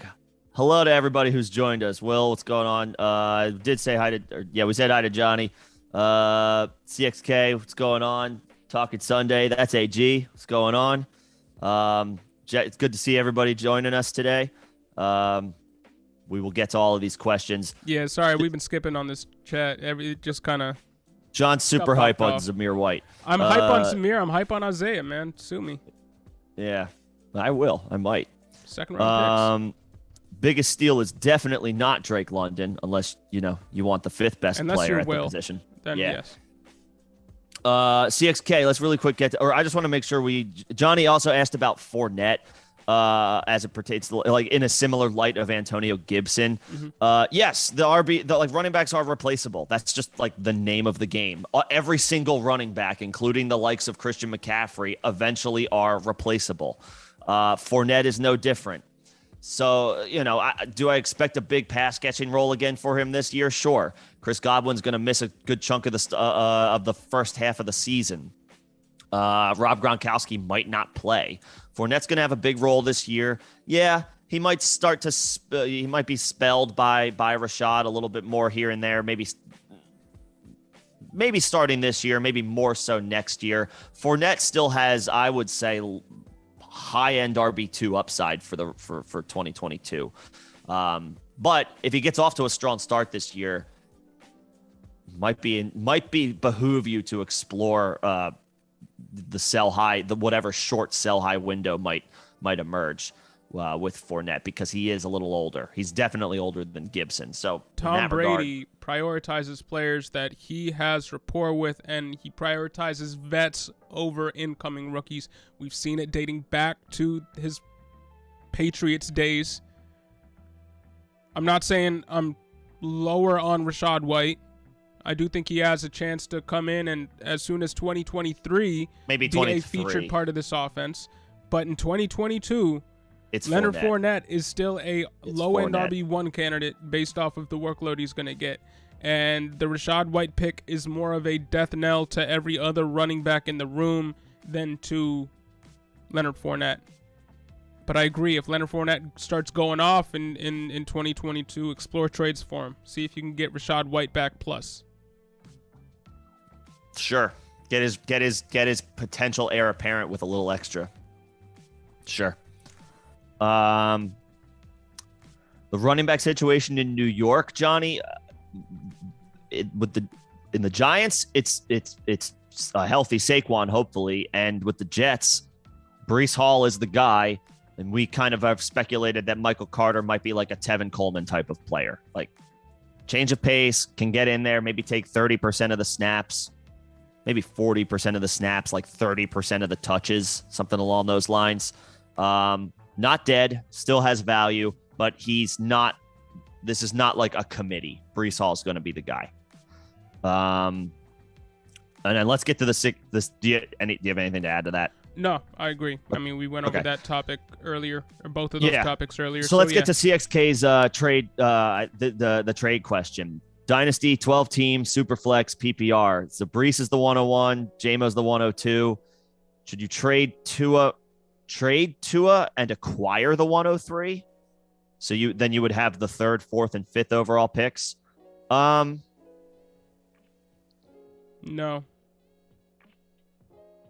Keep Tua. Yeah, I'm leaning. Look, I've been in the same situation. You are CXK. I put Tua on the block the day of the first round, and me and Nick and I, and a couple other owners in leagues that I'm in, have been in trade talks about Tua. And yeah, I mean, because these other quarterbacks have fallen, I was intrigued when you could get Tua for the chance at Malik Willis, when Malik Willis was thought of to be a first-round pick. I was intrigued by trading Tua, getting Desmond Ridder, plus if you get a late first and an early second back or something for Tua. That's not the case now. These quarterbacks have fallen. Less sure on them. The 103, if you're not getting Breece Hall or Jameson Williams, you're looking at Garrett Wilson, Treylon Burks, Kenneth Walker. And in a Superflex league, I would rather have a quarterback like Tua than a chance at one of those guys. Just because positional scarcity. Now, I know Tua hasn't been the greatest quarterback over the last 2 seasons. I mean, he's been a worse quarterback than Baker Mayfield over the last 2 seasons. For all the hits that Baker Mayfield has taken to his overall value in NFL circles and fantasy, Tua has been a worse quarterback. And the only reason people are thinking of him as highly as they are is because the team got Tyreek Hill. And everybody is overreacting to that, which is why I put Tua on the block. Full disclosure, everybody who's in leagues with me, that was my thought process. But Tua is still a quarterback, one of the only 32 quarterbacks in the league. And none of these quarterbacks outside of Kenny Pickett are going to get any sort of long run at a long leash at the quarterback position for the teams that they were drafted to. Because of that, I would rather have the guy that does have a long leash in Tua and should be more of an upside play than he has been in the past in Tua. I would hold, even if it's for the 103 in this year's draft. If you can trade Tua for the 103 in next year's draft, plus. If you can trade Tua for 2023 picks, plus maybe a second-round pick in this year's draft, maybe a second-round pick in the future, then maybe.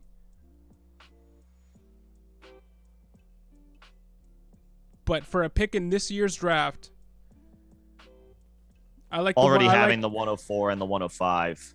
Yeah, you're already going to get a shot at Treylon Burks, Chris Olave, Drake London, Garrett Pierre Wilson, Strong. one of those guys. To the Patriots. Okay. Pierre Strong to the Patriots. Damian Harris, Ramondre Stevenson, Pierre Strong, James White. Pierre Strong is the Zamir White to Damian Harris's Josh Jacobs. I don't know about that. Am I doing this right? Am I doing this right? No, now we're gonna talk about hype trains, man. Now we're gonna talk about overreaction o'clock.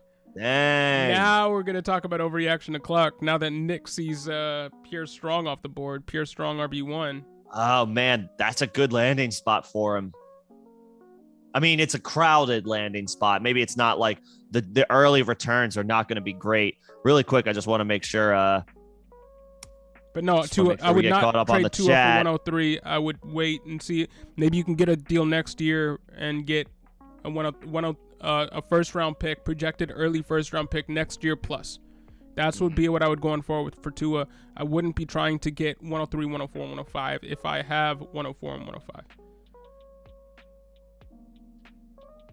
Yeah, I'm okay with that because you're going to get good receivers anyway. And if you like Kenneth Walker enough, he may have fallen to where you can take him at the 105.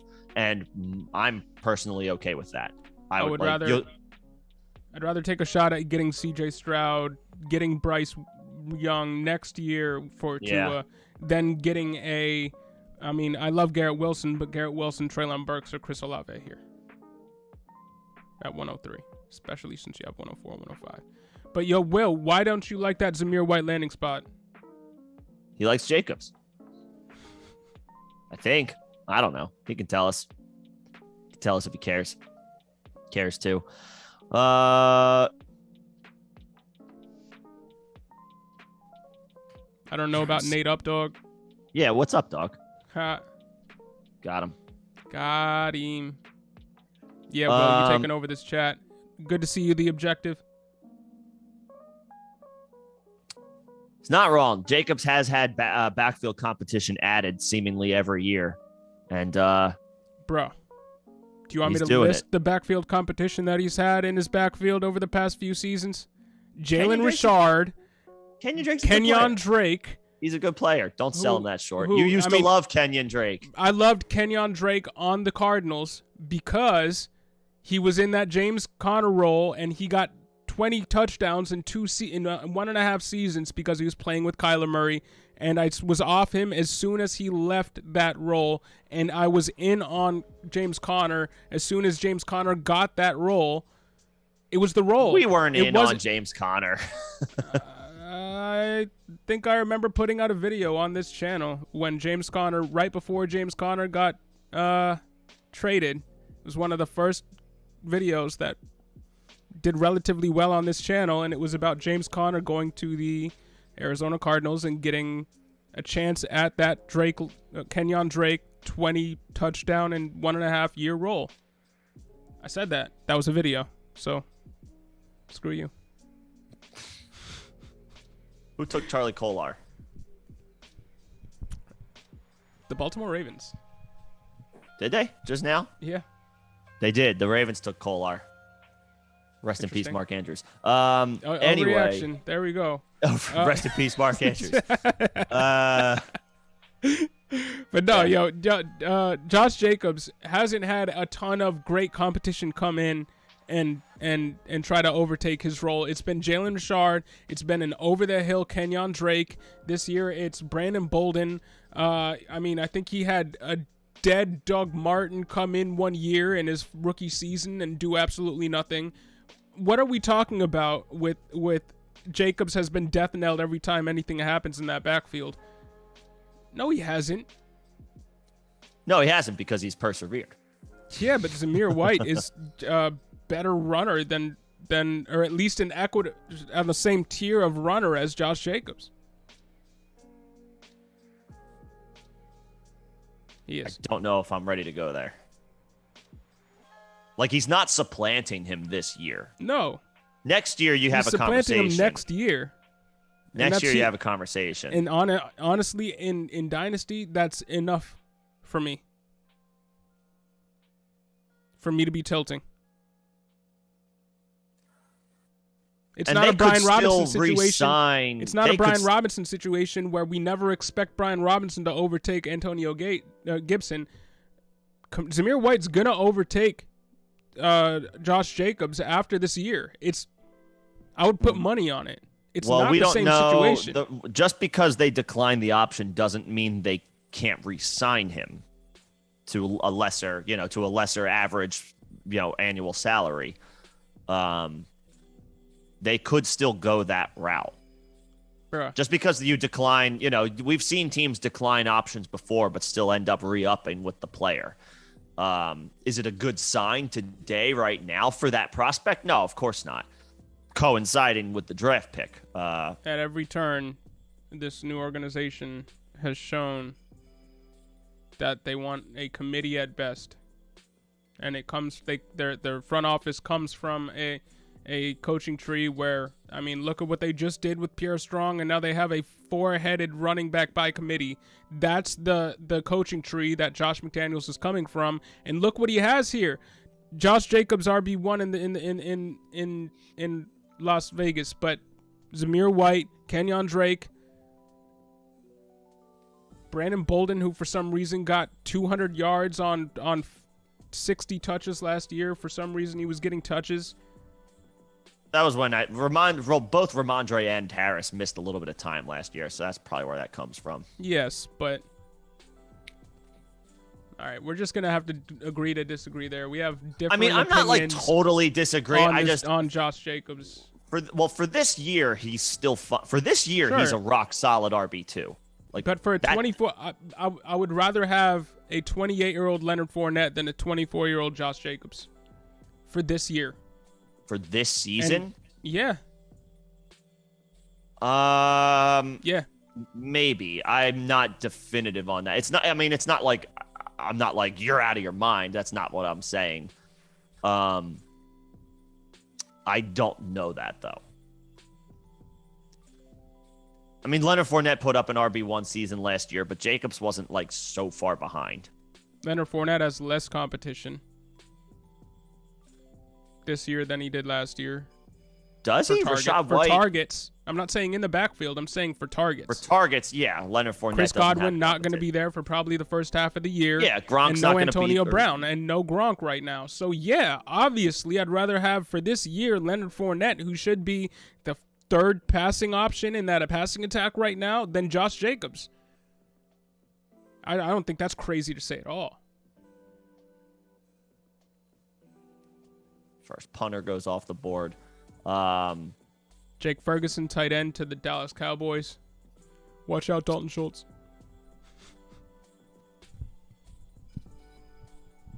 Yeah, but we're just gonna have to agree to disagree here on the. I mean, I don't disagree that Fournette is the better 2022 fantasy option.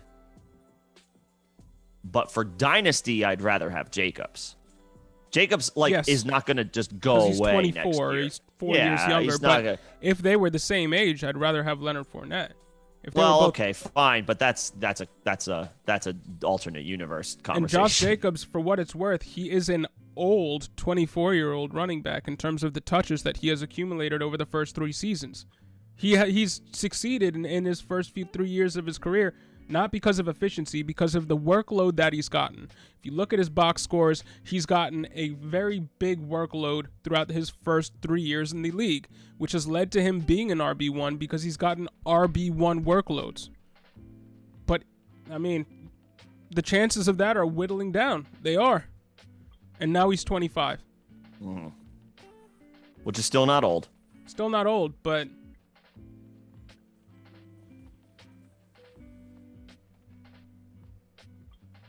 All right, now I want to talk about, we're switching gears to another running back here. We still have to address Pierre Strong and deep dive into that situation, but Isaiah Spiller, RB3 this year, upside RB3 in that offense. Yeah. No, I'll say no. Okay. Where do you rank him? Eckler's the guy there, and this feels like I'm sorry.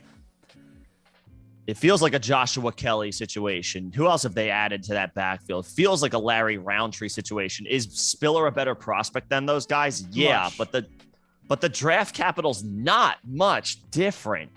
Different eras, though, man. I mean, there's been a clear sea change from having even just from year to year, from having 2 first-round running backs last year, from having 3 or 4 first-round running backs the year before, to now 0 first-round running backs because teams are catching on. I mean, that lowers the tide for all running backs. So, yeah, running backs are going to get drafted later. I'm not holding that against Isaiah Spiller. I'm holding his profile against Isaiah Spiller. But he is a much better running back than Josh Kelly and Larry Roundtree and Justin Jackson. Yes, Eckler is obviously the number 1 here, and he's probably the number 2 here. But if they're looking for a guy who to spell him, and Eckler has been vocal about finding a guy to spell him to keep him healthy for the playoffs and for the long run and for the duration of his career, he's been outspoken about that. I think Isaiah Spiller should be ranked somewhere after the mid-tier of second-round players right now. I think Isaiah Spiller is a late second-round pick. Spiller or James Cook? Spiller. I go Cook. So that means you have Spiller. Do you have Spiller over Jelani Woods? No. Well, then your rankings are. Yes, I know. My rankings are fluid right now. They're fluid as hell. There's Stephen A. Right? Yeah, Stephen A. Fluid. Yeah. Okay. No, that's his thing. It's fluid. Okay. Well, Haskins running back to the Titans. Running backs coming off the board. I'm running backs off the board. Yeah, Spiller's with that James Cook in that conversation, I'm just looking at, yes, we love Eckler. We love Eckler. But how old is Eckler? Packers took another wide receiver. And who'd they get? Romeo Dubs. Don't care. Eckler is an older running back. yes, Yeah, he he's is. a little older. He's kind of fall off proof because of the offense and how he works into that offense. But he is going to be 27 this year, and he's been injured over the past few seasons. And we just saw Aaron Jones, who's basically the same age, he's borderline. He's not supplanted, but you now have to worry about his workload because a running back that nobody was high on, and A.J. Dillon coming out, got drafted to the Packers, and it worked out. And that's all that needs to happen with Isaiah Spiller over the next few years. He just needs to have a few hot games, show that he can carry the workload, show that he can catch passes, and he can because he was I think he caught 20 passes in every single year in the SEC. I don't love Isaiah Spiller's profile, but Isaiah Spiller could be A.J. Dillon light in a few years to Austin Eckler, and I would rather have that than the third down J.D. McKissic type for the Bills. Would you rather have Nyheim Hines, J.D. McKissic 3 years from now, or would you rather have A.J. Dillon 3 years from now? That's assuming a lot. That's assuming a lot, bro, but the situations are very similar. You can't deny that. I would rather have Isaiah Spiller in just as good of an offense, playing first and second down role and being a guy who can step into that third down role if Eckler was ever to fall off or to get injured, because he can catch passes. He might not be the most exciting guy, but anybody getting work in the Chargers offense, I will take. James Cook will never be a first, second, and third down back for Buffalo. He will never be that. There is a small chance that Isaiah Spiller can be that in spot starts for the Chargers, and I would rather have that.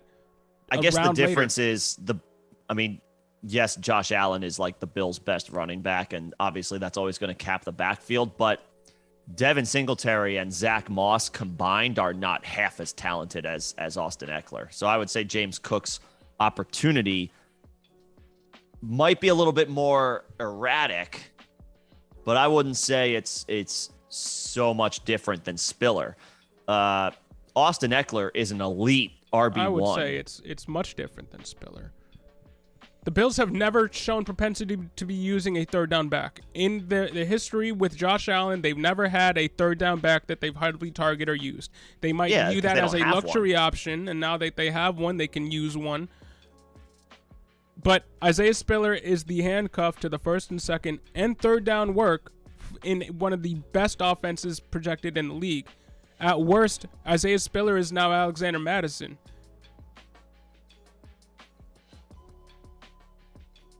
At worst, for a 27-year-old running back. I think at best he's Alexander Madison. No.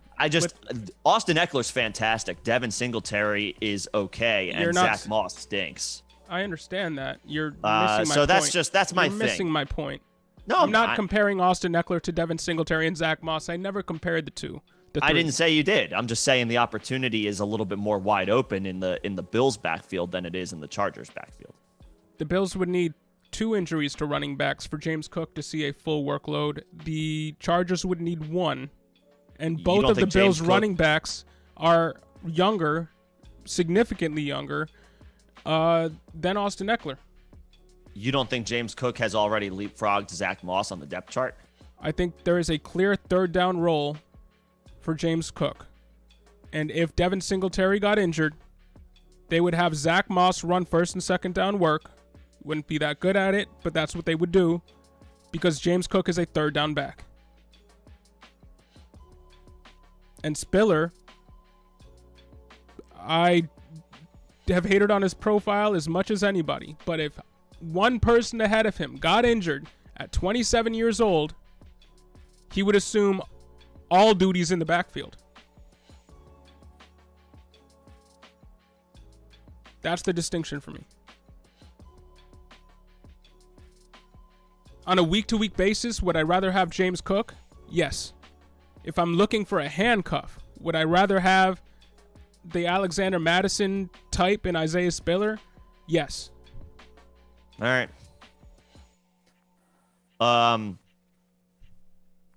Okay. We agree. Yeah, Spiller doesn't climb to the second round for me. Like somebody's got to get into the second round for me. Somebody's got to get pushed down. Brian Robinson got pushed down. Man, you don't think like if Fournette or Brian? Okay, yeah. Oh, sorry. He's still behind Rashad White. Yeah, he's behind Rashad White.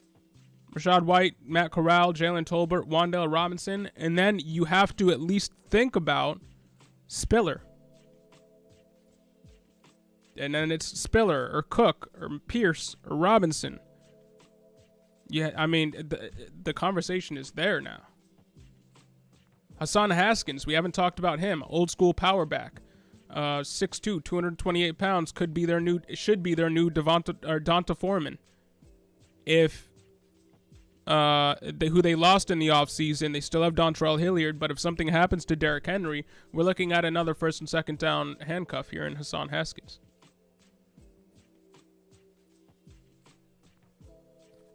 In an offense that wants to run the football, will be running it probably more than, maybe even at a higher rate than they did last year, which is difficult to think about, but no more A.J. Brown.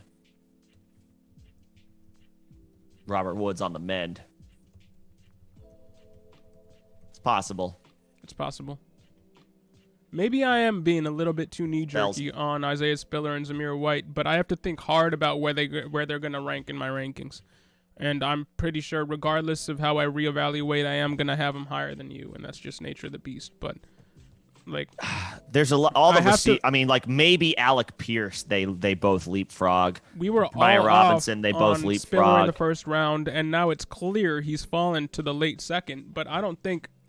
Going to the Chargers, I don't think there is a much better landing spot for a guy like Spiller. Maybe in a couple years. Maybe. Yeah, I don't know. Austin Eckler is kind of bulletproof. I know, regardless of injuries, but you can say that about every running back because every running back gets injured. Like every single one. The injury rate of running backs, and I know I'm being a little tongue-in-cheek here, is 100%. Right, but you have to factor in that he has been injured more of late, has been come off season-ending injuries in the past, and this is a 27-year-old running back who has asked and been vocal about getting a running mate to spell him because he doesn't want a full workload. What does that mean for Spiller? It means he's going to get work. He isn't an Alexander Madison in that Dalvin Cook is going to get all the work, and then and you're not going to see Madison until Dalvin Cook gets injured. Honestly, Isaiah Spiller is more, I would say, Tony Pollard-esque, not speed profile. Tony Pollard is faster, but in that he's going to get mixed in game plans week to week because they want to spell Eckler and keep him fresh. What do the Cowboys want to do with Zeke? Spell Zeke and keep him fresh. It's not going to work because Zeke is already banged up. That ship has sailed, but yeah, I see your point. I mean, Isaiah Spiller is a riser for me. I thought he was somebody I'd be hands off on, and he is a riser for me considering. All right. I think we've exhausted a lot of Pierce Strong energy on this. Well, let's just check the chat really quick. We will talk about Pierce Strong. We got all day. There's going to be a lot of draft picks today where we don't have to necessarily spend that much time on them. Just want to make sure we're caught up on the chat. Appreciate everybody coming in today. I feel like we've got a little bit more of an audience today than we did the first night and parts of yesterday. We've been going off. Yeah. You've been going off. Well, hey, shut up. You shut up. So Johnny traded for Elijah Moore a few weeks ago. Is his value lowered by the Jets' offensive picks? Maybe a little bit. And we like Garrett Wilson. We love Garrett Wilson, but I really like Elijah Moore too. Obviously, Garrett Wilson's got the draft capital over Elijah Moore, but Elijah Moore was a high second-round pick just last year and had a short, very small short, but it still happened. Wide receiver 1 mini stretch last year.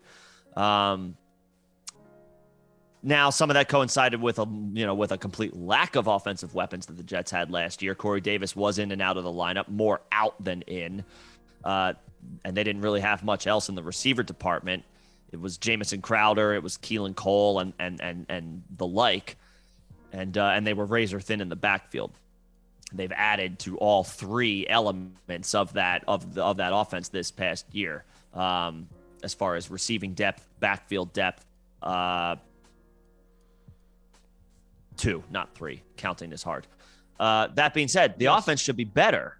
I guess the third element is offensive line, which they have to a lesser extent addressed as well. Elijah Moore is going to be fine. He's a 3. He is a starter. He's an every down player for that offense. I think the Jets run more 3 receiver sets with Davis, Moore, and Wilson than they did last year.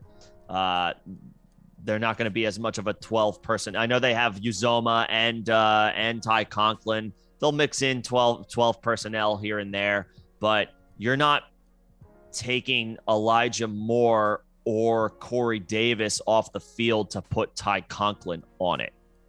No disrespect to Ty Conklin, but this is an offense that's going to utilize its wide receivers and use them heavily. I think Elijah Moore is still a fine add, still a fine buy. Any more competent, respectable NFL offenses have 3 good wide receivers. And we're not shying away from Elijah Moore just because they added Garrett Wilson. Yeah. Yep. I agree with all that. And I made the point earlier that Elijah Moore isn't always going to be for his entire career on the same team as Garrett Wilson. If you have the roster spots to be able to roster, 10 wide receivers, and you can just chill on Elijah Moore if you don't feel great about him. I mean, yes, he's going to be on the Jets for 3 more years. Mm-hmm. But you have him for an 8-year, 10-year, 12-year career. And you have to keep that in mind. He's a great wide receiver talent. He's not always going to be playing with Garrett Wilson. At the rate of movement that we've seen, probably not. And there's no guarantee that he's going to be playing with Zach Wilson long term. So. Yeah, right. But yeah. He'll be fine. And well, keep my pick's name out your mouth before I slap you, Will Smith.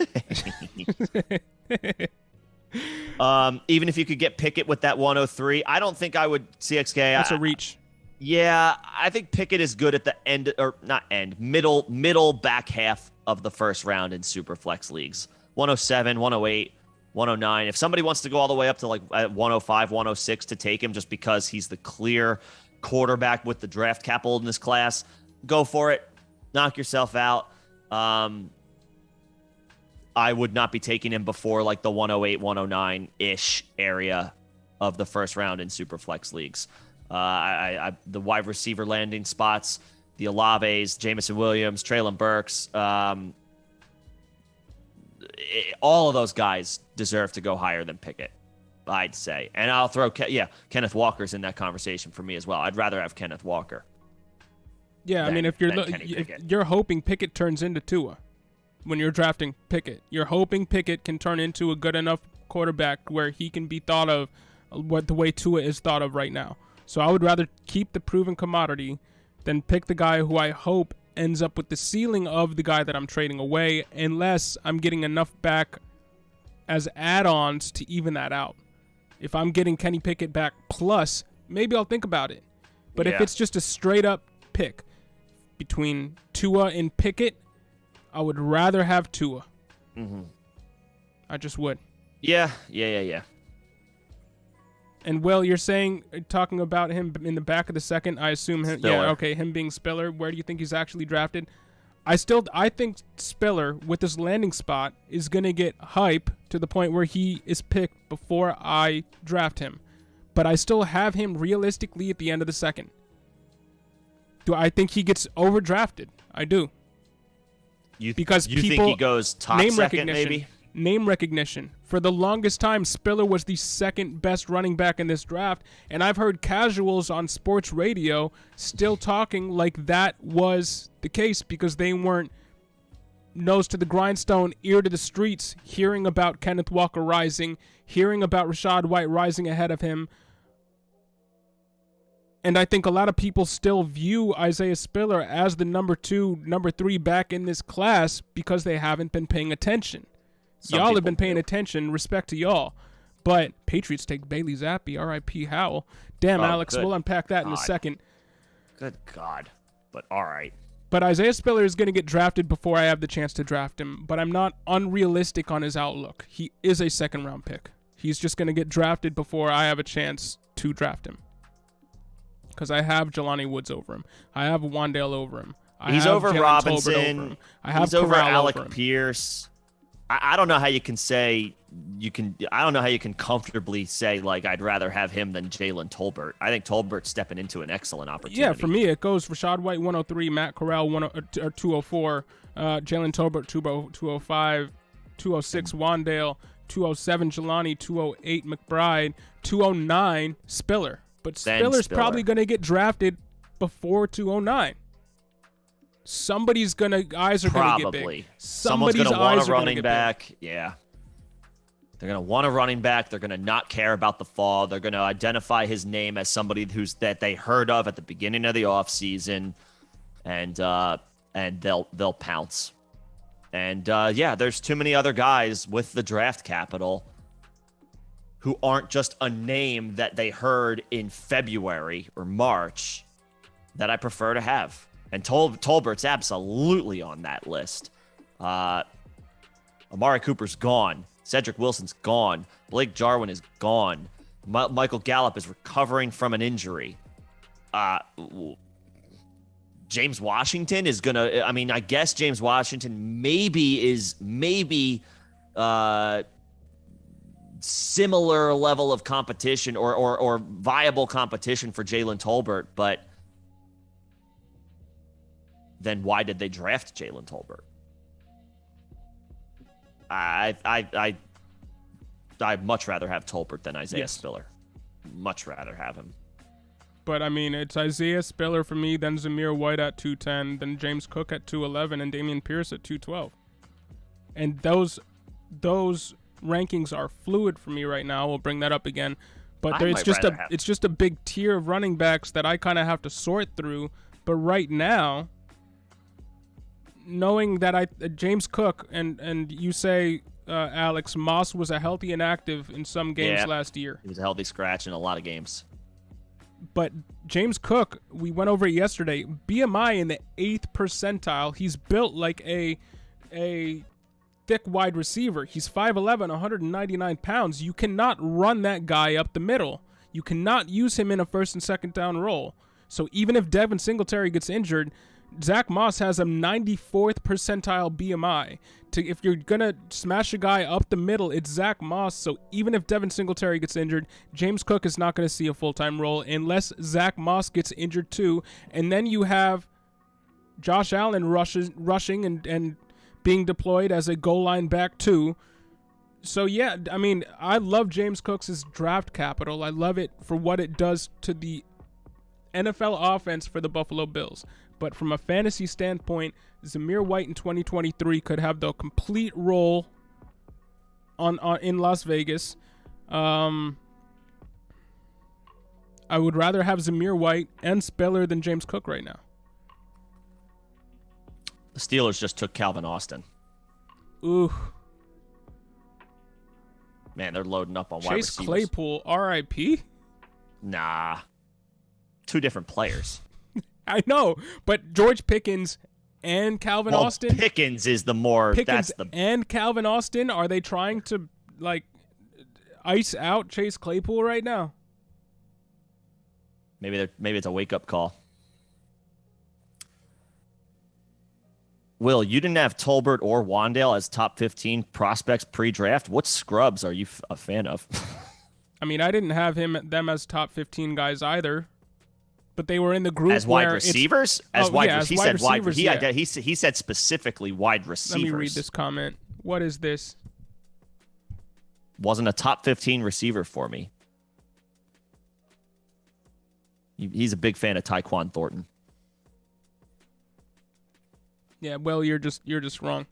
Let's real quick. Objective said Dameon Pierce, very interesting to me. I mean, would you put Spiller over Pierce? Spiller's the better prospect, but Pierce is in a... Pierce and Spiller, as far as prospect profile, they're pretty equitable. I think you said you would put Spiller to... Would you say Spiller 209, Pierce yeah, but those 212? rankings I have to really really work through. They're close. I'm adding them in as this draft is going on. We're gonna have to reevaluate a lot here and readjust our official rankings. But right now, Isaiah Spiller is ranked ahead of Dameon Pierce on these rankings right now. Ask me tomorrow, Dameon Pierce might be ahead of all of them, and he could be because I like his profile and he has basically unquestioned run as the RB1 for his team. None of those other running backs can say that right now. You could say that about Zamir White in a year, but that's speculation. Dameon Pierce. I don't know about unquestioned. Like, yes, he's got, like, Marlon Mack is gonna have a shot at being a very legit, like, gonna have a shot at being 1A. 1 year. Oh, I thought you meant this year. Well, I mean, we're talking both. I was saying this year, but this year and next year. I mean, both Zamir White and Dameon Pierce by 2023 should have full reign of their backfield. You can't say that about Isaiah Spiller, and you can't say that about James Cook. Isaiah likely to the Ravens, so they take another tight end prospect. Rest in peace, Mark Andrews. No, they're just getting blockers. I'm kidding. They're just getting blockers so they can feature Mark Andrews like a wide receiver that he truly is. Fair enough. Why would the Patriots choose a quarterback? That makes zero sense. Because Mac Jones stinks. No, but just they kidding. need wide receiver. They should have drafted Calvin Austin. They should have drafted Calvin Austin. Calvin Austin is a James Washington replacement. The Patriots are making really boneheaded moves. I mean, that's because Bill Belichick does not know how to and draft. Tyquan Thornton. Oh my God, dude! Is this the new Bill Raiders? Belichick is the most overrated front office person in the NFL. The Patriots have terrible drafts. Now, Belichick is good at pulling things out of random late round picks and developing them into good players. But when it actually comes time to make picks, they never do the right thing. Yeah, agreed. They never do the right thing. And Alex, you make the point, Eckler missed one game with COVID last year. Yeah. So he was pretty healthy last year. Now that's not likely 2020, he only played 10 games, missed 7 games because of what? His workload. He got an insane workload. Like a hamstring injury or 21 touches a game, and ankle. He got hurt.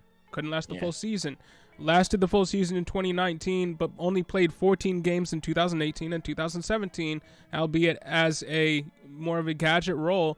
But he's only played in a full season once in his career in 2019 when he finished RB6 in points per game. In 2020, 10 games, he was the RB9, and in 2021, he was the RB2. But he's now past, he's in the age apex for wide receivers, and since he's utilized like a wide receiver, that's great for him, but he's going to hit the cliff within the next 3 seasons. Isaiah Spiller, man. I really got to work on these rankings. I think Eckler's proverbial cliff is a little farther away than your average 27-year-old running back, but that's maybe more like a cut, like maybe attributing that to his workload being different from traditional running backs. Maybe. I mean, who are his comparisons? Aaron Jones, who's the same age, and Alvin Kamara, who's younger. We don't have elder statesman guys to be able to compare. Austin he's Eckler a better. I'll say he's like a James White on steroids type. And James White at 28 fell off because his quarterback left. Now, quarterback left, big difference. Yeah, but Herbert's not going anywhere. Yeah. And Eckler's I'm just thinking of like pass catcher. Like obviously Eckler is much better than James White, but James White does have an RB1 season under his belt. We're multiple years removed from that, but 3 years removed from that. And how old is James White? I mean, he just got a 2-year contract extension. Sorry? He's 30. And just got a 2-year contract extension with the Patriots. So, yeah, I mean, but they just drafted Pierre Strong. So like they did just draft Pierre Strong. Well, is he just a veteran like at this point? Austin Eckler. Yeah. What I'm not saying is that Isaiah Spiller has a chance to be the RB1 for the Chargers anytime soon. but he can be an RB2 plus for the Chargers as soon for as the he team. Yeah, gets on the field. And I guess he could be an RB3. I guess he's going to have to come through on limited touches. He's going to have to be incredibly efficient. That's all. And this offense is set up for him to be able to do that. Yeah, he could be incredibly efficient, but it's going to have to be on limited touches. It's easier said than done, even in good offenses. We were very hype about Zach Moss for similar efficiency. They're not similar prospects. Yeah, but we liked Zach Moss. We did. What I was worried about Isaiah Spiller was for him to go to a workhorse role and him not to be able to fulfill that. He's never going to be used in a workhorse role unless Eckler gets injured, but he is going to be able to do some things. And I think the route to RB3 production is there for Isaiah Spiller. I do. Okay. He's at least a highly thought of handcuff. And yeah, I think he gets drafted before I get the chance to draft him in the late second. Somebody's eyes get big. Pre-draft order for Cook, Spiller, Pierce, White, Robinson from Alex. We had Cook as our 5th running back. We had Spiller as our 6th running back. White, I don't know if that's Rashad or Zamir, but we both had him we had both Whites in the top 5, Zamir and Rashad. Rashad was 3. I think we had Zamir 4. Robinson and Pierce were maybe closer to rounding out the top 10. It went Breece, at least for me, and I think for you too. Breece, Walker, Rashad, Zamir, James Cook, then Spiller, and somebody that we weren't touching, but then Spiller, and then we were looking at Pierre Strong, and then we were looking at Dameon Pierce. At least I was, and you like Brian Robinson. I might have had Tyler Algier around like 8-ish. Yep. He's tumbling. Robinson was probably around like 7th, maybe 7th or 8th. Yeah. Pierce was probably closer to like a 9th, 10th. Pierre Strong is in that 9th, 10th range that we had. But he was a guy that we really liked at that range. Upside around there. For us at that range. You gotta. When it's rankings, it's linear. It's hard to like. Tyrion Davis. Yes, Price he's 10, but I like him more than the guy at 8. Tyrion Davis Price was not in our rankings. Nah, he was not. He was not. Neither was Haskins. Neither was Hassan Haskins. I need to throw him in here. Yeah.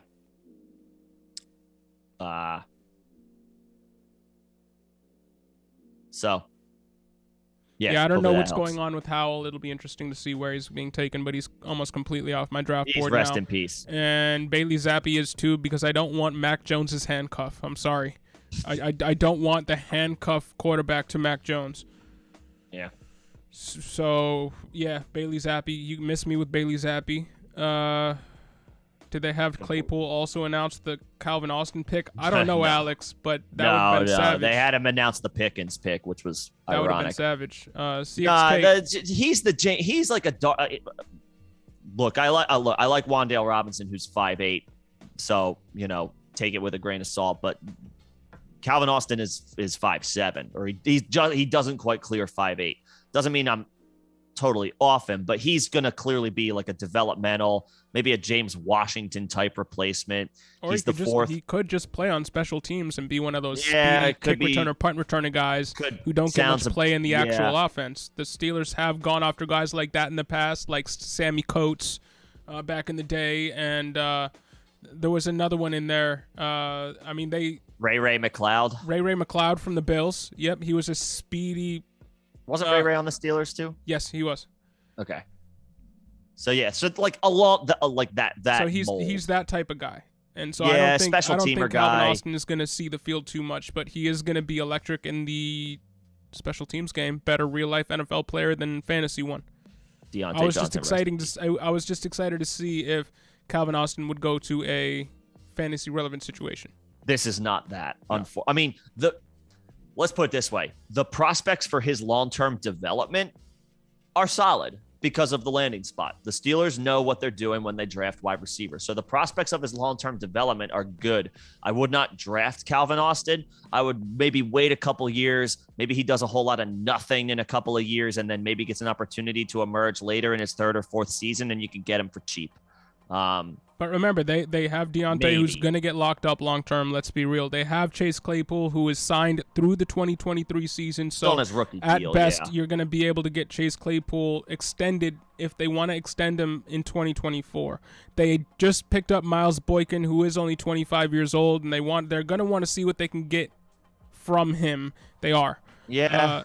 We might not get a ton out of him, but they're going to see what they can get out of him. George Pickens just drafted there, might have been the most talented pound for pound talent-wise prospect in this year's wide receiver draft, and just off the field concerns all over the place, injury concerns too. But George Pickens, great pick there. I don't see Calvin Austin getting a shot at the field. I think he is a special teamer, and I agree with how you should be approaching him.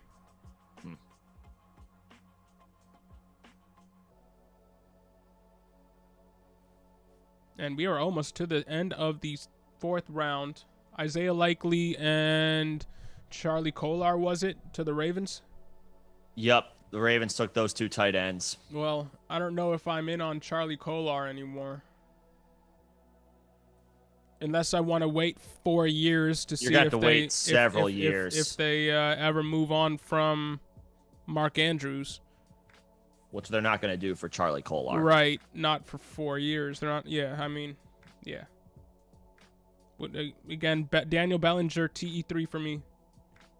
Greg Dulcich, TE4. Jeremy Ruckert to the Jets, TE5. Cade Otton to Tampa Bay, TE6. And then we're looking at Charlie Kolar. Kolar and Likely, maybe 7 and 8 respectively, something like that. But the fall off is real. Something like that. But they have been a team that has liked to have multiple tight ends. They drafted Mark Andrews in the same draft as the second tight end in that draft with Hayden Hurst. They let go of Hayden Hurst. They traded away Hayden Hurst to the Falcons once Mark Andrews went off. But they brought in Nick Boyle, and he was a big part of their blocking attack. Big blocking tight end, He got injured. They brought in Josh Oliver from the Jaguars, who was a second-round pick, I believe, of theirs, who just didn't work out due to injury concerns. But he was brought in as a secondary tight end. Didn't affect Mark Andrews, but was a blocking tight end. They like to utilize their tight ends in the blocking game. It's a big part of what they do. So I guess these are smart picks, but they're not impacting Andrews at all. Needless to say, if anybody needed to hear that. But CXK, now that we have landing spots, if you can have any of the two wide receivers in this class, which two would they be? Since I have 104, 105, I'm torn between London, Wilson, Burks. Would you trade Tua for Kenneth Walker? No. I wouldn't trade Tua for Kenneth Walker unless it was 1 QB, and I know you're not in 1 QB. And the top two wide receivers in this class haven't changed for me. It's Jameson Williams and Garrett Wilson. At the 104, 105, if Wilson is there, you draft Wilson. And if Burks is there, you draft Burks. Mm-hmm. Now, he also follows this up with the question about Chase Claypool. You just bought Chase Claypool. How do you feel about that comment? Where's that? Oh, I haven't read anything. If there's anything out there, happy to I would love the opportunity to read up on it. I haven't seen anything about it. It's not totally unbelievable. Like it's not like it's not believable.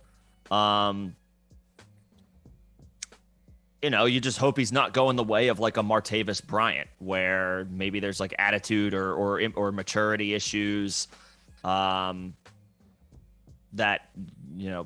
essentially cuts his time in the NFL shorter than it should be, because we know how talented he is. And, the Steelers are as stable year in, year out of an organization that you can usually point to in the NFL. So when that type of franchise is ready to give up on a young player early, it's obviously not a good sign. I haven't seen anything yet, but also maybe I haven't gone looking for it. I mean, there was the boneheaded moves in that one game last year where he cost them a win because he was signaling first down. What a great job I did on getting this first down when he should have been running to line up the ball. Yeah, the line up to get the ball clock. And issues with kicking somebody in a parking lot in last year's off season and getting in a fight there. I mean, there are maturity issues with Chase Claypool. I think this is just what the team does. We saw the team have Mike Wallace and a young Antonio Brown. They offered Mike Wallace what they thought his market value was. Mike Wallace said, nah, I'm worth more than that. And they said, peace, we'll give your offer to Antonio Brown. Antonio Brown turned into one of the best receivers of this generation. Who'd they bring in opposite him? They brought in Juju Smith-Schuster. Juju Smith-Schuster had one of the best first and second years of a wide receiver in the past 8 years. And then injuries hit and quarterback woes hit, and it hasn't worked out for him. Now he's in KC, different story. But that's what they do. They draft wide receivers real well, and they continue to draft wide receivers real well, so they don't have to pay the contracts that wide receivers are due outside of maybe one guy what they're due. And that one guy is Deontay Johnson. Chase Claypool is probably, I'm not going to say phased out, but phased out. He's not going to get phased out of the game plan. He's going to get phased out of the organization. I do think they drafted his heir apparent in George Pickens. George Pickens will assume the James Washington and Juju Smith-Schuster role a little bit over the course of the next 2 years while he gets his feet wet. But then I think George Pickens comes in and he's the next Sam Howell, Washington, first pick in the 5th round. There he goes to the Commanders. Rest in peace, Carson Wentz. I'm doing this every time. But Claypool, I'd be trying to buy Claypool. If anybody's low on Claypool, I'd be trying to buy Claypool because he's 23 years old, has shown what he can do in the league with mediocre quarterback play, and he's going to go to another team and be good. Newsflash, we've seen young guys grow up. Yes. And we know what his talent is. We know what his talent is. Yeah. Everybody's not have you written off DJ Chark because he had one good season, which was nowhere near the season that Chase Claypool had with Gardner Minshew, and people have been relatively high on DJ Chark since, despite the fact that he hasn't shown anything and he's been an injury concern. Chase Claypool isn't an injury concern. He showed more than DJ Chark did, and he's younger than DJ Chark. He'll be the same age DJ Chark is right now in 2 seasons when he's due to be off of the Steelers or at least coming up for an extension. So if there's any way you can buy Chase Claypool right now on the cheap, do it. Smart move, especially in Dynasty. Because then you hold him for the rest of his career. Sam Howell to the Washington Commanders.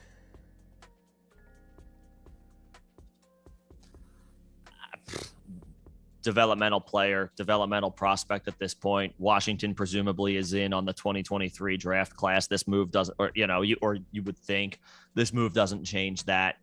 It's just an opportunity to get a young quarterback in and see what he can do. He'll get plenty of preseason work, plenty of preseason reps, plenty of camp work, plenty of camp reps. Can't imagine Carson Wentz sees much of the field in the preseason, maybe a few snaps here and there. This will be an opportunity for Hal to develop a little bit. He's a 5th round pick. Yeah. Wasn't Heineke drafted in the 6th round? It was like a 6th round pick. I thought he was undrafted. I know he came out of Old Dominion. Yeah. But for some reason, I thought he was undrafted. He might have been drafted. But yeah, they gave him a full year. Yeah, he was. He went undrafted. They gave him a full year, but it took Ryan Fitzpatrick being dead and Alex Smith being dead for him to get that year. Yeah, he didn't get that year because he necessarily earned it. Right. He got that year because he was last man standing, and they didn't want to shell out any more money for a backup level quarterback from another team. Yeah. So there were caveats to that. But, yeah, I mean, Howell could happen for a year. Could happen for a year. We're not feeling good about it, though. No. Anybody who lands with Washington, it's just like it almost feels like an automatic faller. They drop. Alex, I agree. Washington will not be drafting in the top 5 2023 picks to get the QB. They are always trying to. No, compete. but the top 5 quarterback prospects will not all go in the top 5.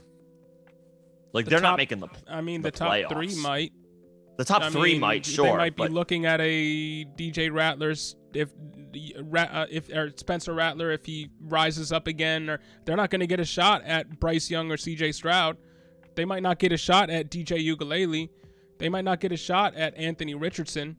They might be looking at the fifth best quarterback in next year's draft too. They could, because they keep spinning their wheels.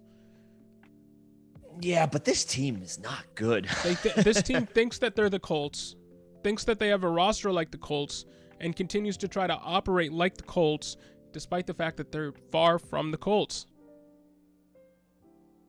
They don't have a complete roster like the Colts do. They don't. No, they don't. Maybe they're thinking their division is wide open. I don't know. Yeah, it's not. I guess the point I was, if they do in fact find themselves closer to the top of the 2023 draft than we anticipate, the Sam Howell draft selection does not take them out. Yeah, my doorbell rang. I got to run upstairs to see what's going on, but I'll be right back. Do your thing.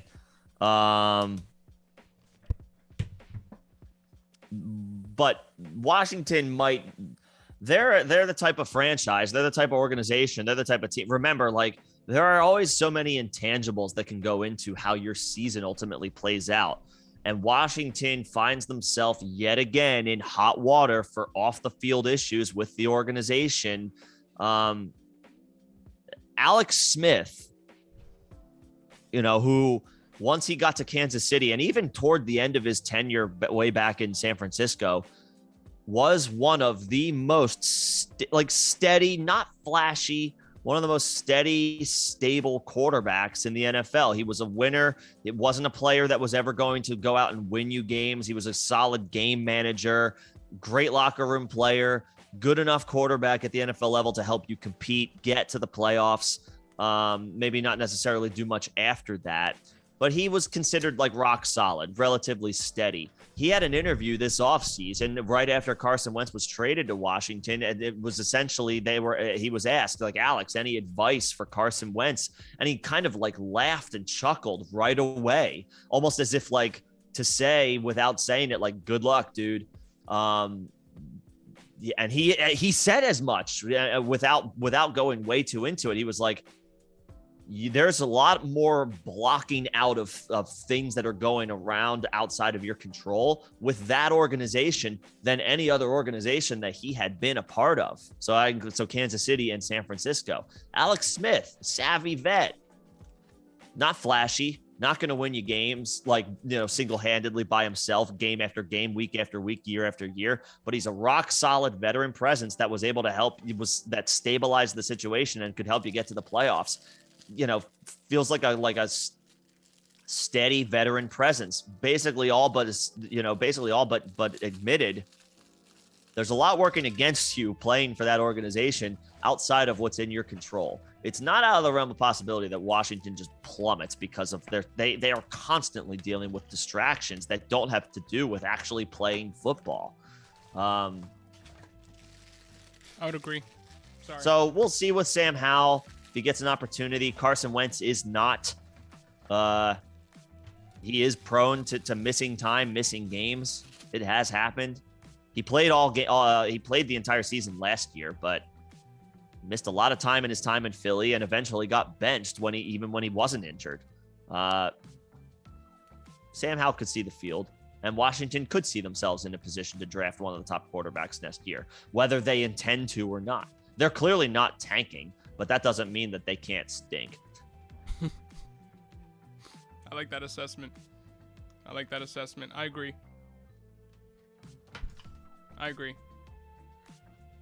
Not high on Sam Howell, but I mean, he could start. Could get some games here and there. I don't know. We'll see.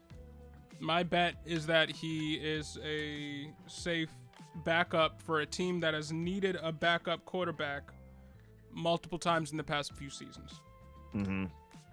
Like they've needed to rely on their backup quarterback multiple times in the last few seasons. Tyler Heineke was that for them, and over the past two seasons. Kyle Allen, Alex Smith.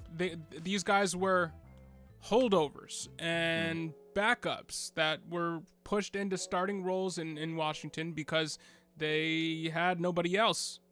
Yeah. And Carson Wentz is, I mean, you're just kind of a crapshoot. You're not sure what you're going to get out of him game to game or even month to month if he's going to stay healthy or is his psyche is going to stay on point. Mm-hmm. So, yeah, Sam Howell might see some games. The fact that Bailey Zappi was chosen over Sam Howell says a lot. I don't want either of those guys on a dynasty team. I don't want either of those guys.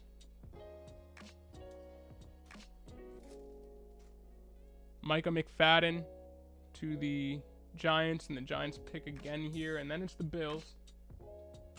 All right. Let's see here.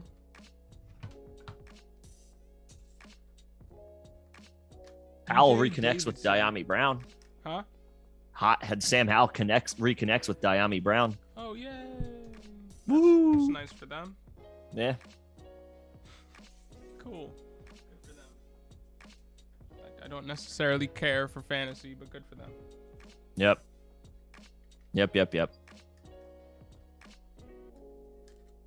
So we'll see. We'll see what happens there. The bottom 5 teams this coming season. The Falcons are definitely in that conversation. The Giants are probably in that conversation for one more year. The Lions, yes. Trying to think like who else is not going to be good. The Saints, if Jameis Winston stays healthy, they might be all right. They might not be great. The Panthers are probably not going to be very good. The Seahawks are going to there's a good chance the Seahawks stink.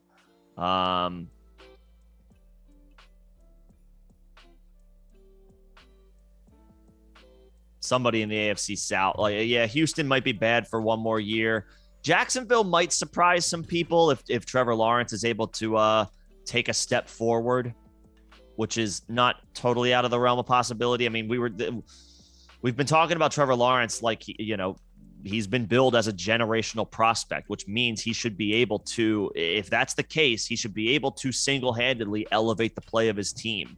Now that he's out of a very toxic situation with the head coach and Urban Meyer, and it's a little bit more stable of a situation with Doug Peterson in there, could Jacksonville surprise a little bit? That division's not spectacular, so I don't see why it totally couldn't happen. The roster as a whole is not impressive, but neither was Indianapolis's roster in Andrew Luck's first year, and he took them to the playoffs. So if Trevor Lawrence is the generational prospect at quarterback that he was billed to be,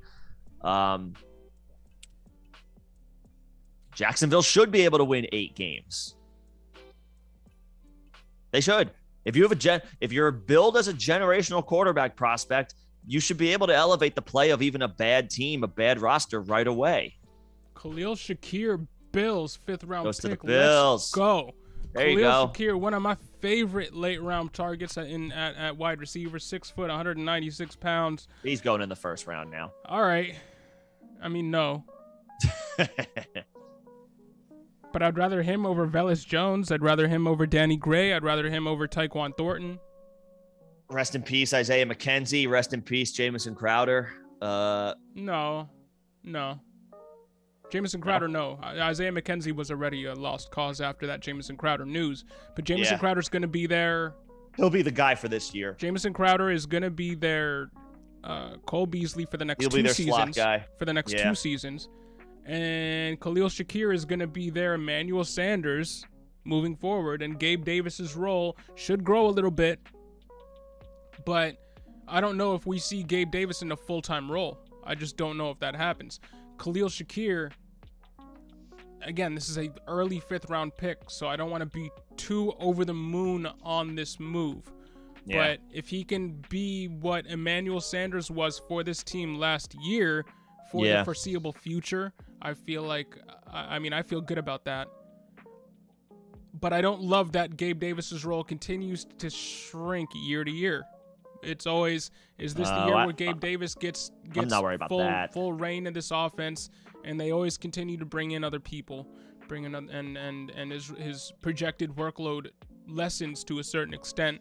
It's not an extreme lessening in this case with Khalil Shakir in the 5th round, but Khalil Shakir is good enough to take targets away, I believe, from Gabe Davis once he gets up to speed. That we're talking maybe 3 years from now, maybe. Yeah. But I like. So I'm not Khalil worried Shakir. about Gabe. I'm not worried about Gabe. It's if you were able to flip him for a 1st round pick after his 4 touchdown game in the playoffs, it looks like a very good. It still looks like a good move. If we did see that happening, it did happen. Regularity. Did happen. Khalil Shakir on Player Profiler compares to Golden Tate, 4.43 speed, 74th percentile breakout age. That's good. 95th percentile college target share. That's real good. 84th percentile college dominator. Cole Turner to Washington, tight end out of Nevada. All right. Well, I think this ends the Sammy Reyes experiment. They drafted John Bates last year, and now Cole Turner this year. I think they're trying to get young tight ends in behind Logan Thomas before Logan Thomas falls off. Yeah, before Logan Thomas completely goes away. I don't think Sammy Reyes is a long-term is going to be there long-term. I don't think Houston he's a long-term option. Houston just traded up to the Bears pick at 150, so Houston has this pick now. Okay. See what they do. Shakir, middle of the 3rd round pick. Yes. Rookie drafts. Yes. Yeah. Mid-3rd. Khalil, I saw Nico Collins go in the middle of the 3rd last year. Josh Palmer go in the middle of the 3rd last year. Those were receivers that nobody would really heard much about. We just liked their landing spot, and that's the tier that Shakir falls in. He's not one of these guys that we had highly touted, but he went to a good landing spot. Mm-hmm. That's all you need to be drafted as a wide receiver in the 3rd round in rookie drafts. For me. Nico and Palmer were both 3rd round NFL picks? Yes. Okay. But they were both guys that nobody had really talked about before the process. And then they got picked and people started talking about them. And then it was like, oh, all of a sudden we like these guys. Right. And the same thing is going to happen to the layperson with Khalil Shakir, who hadn't heard of Khalil Shakir before. Now they will have heard. He's gone to the Bills. People like that landing spot. And people are going to be in on him in the early to mid-3rd. Over guys like Velez Jones and Danny Gray and Tyquan Thornton. I believe. I think Khalil Shakir still slots in behind David Bell, behind John Mechie, behind Alec Pierce. Yes. Just based off of where those guys were drafted. But I believe he is in that next tier right up at the top. Okay. Early mid-3rd right now. Mid-3rd round pick, Khalil Shakir. Texans take Thomas Booker. Who's he? Defensive tackle from Stanford. Okay.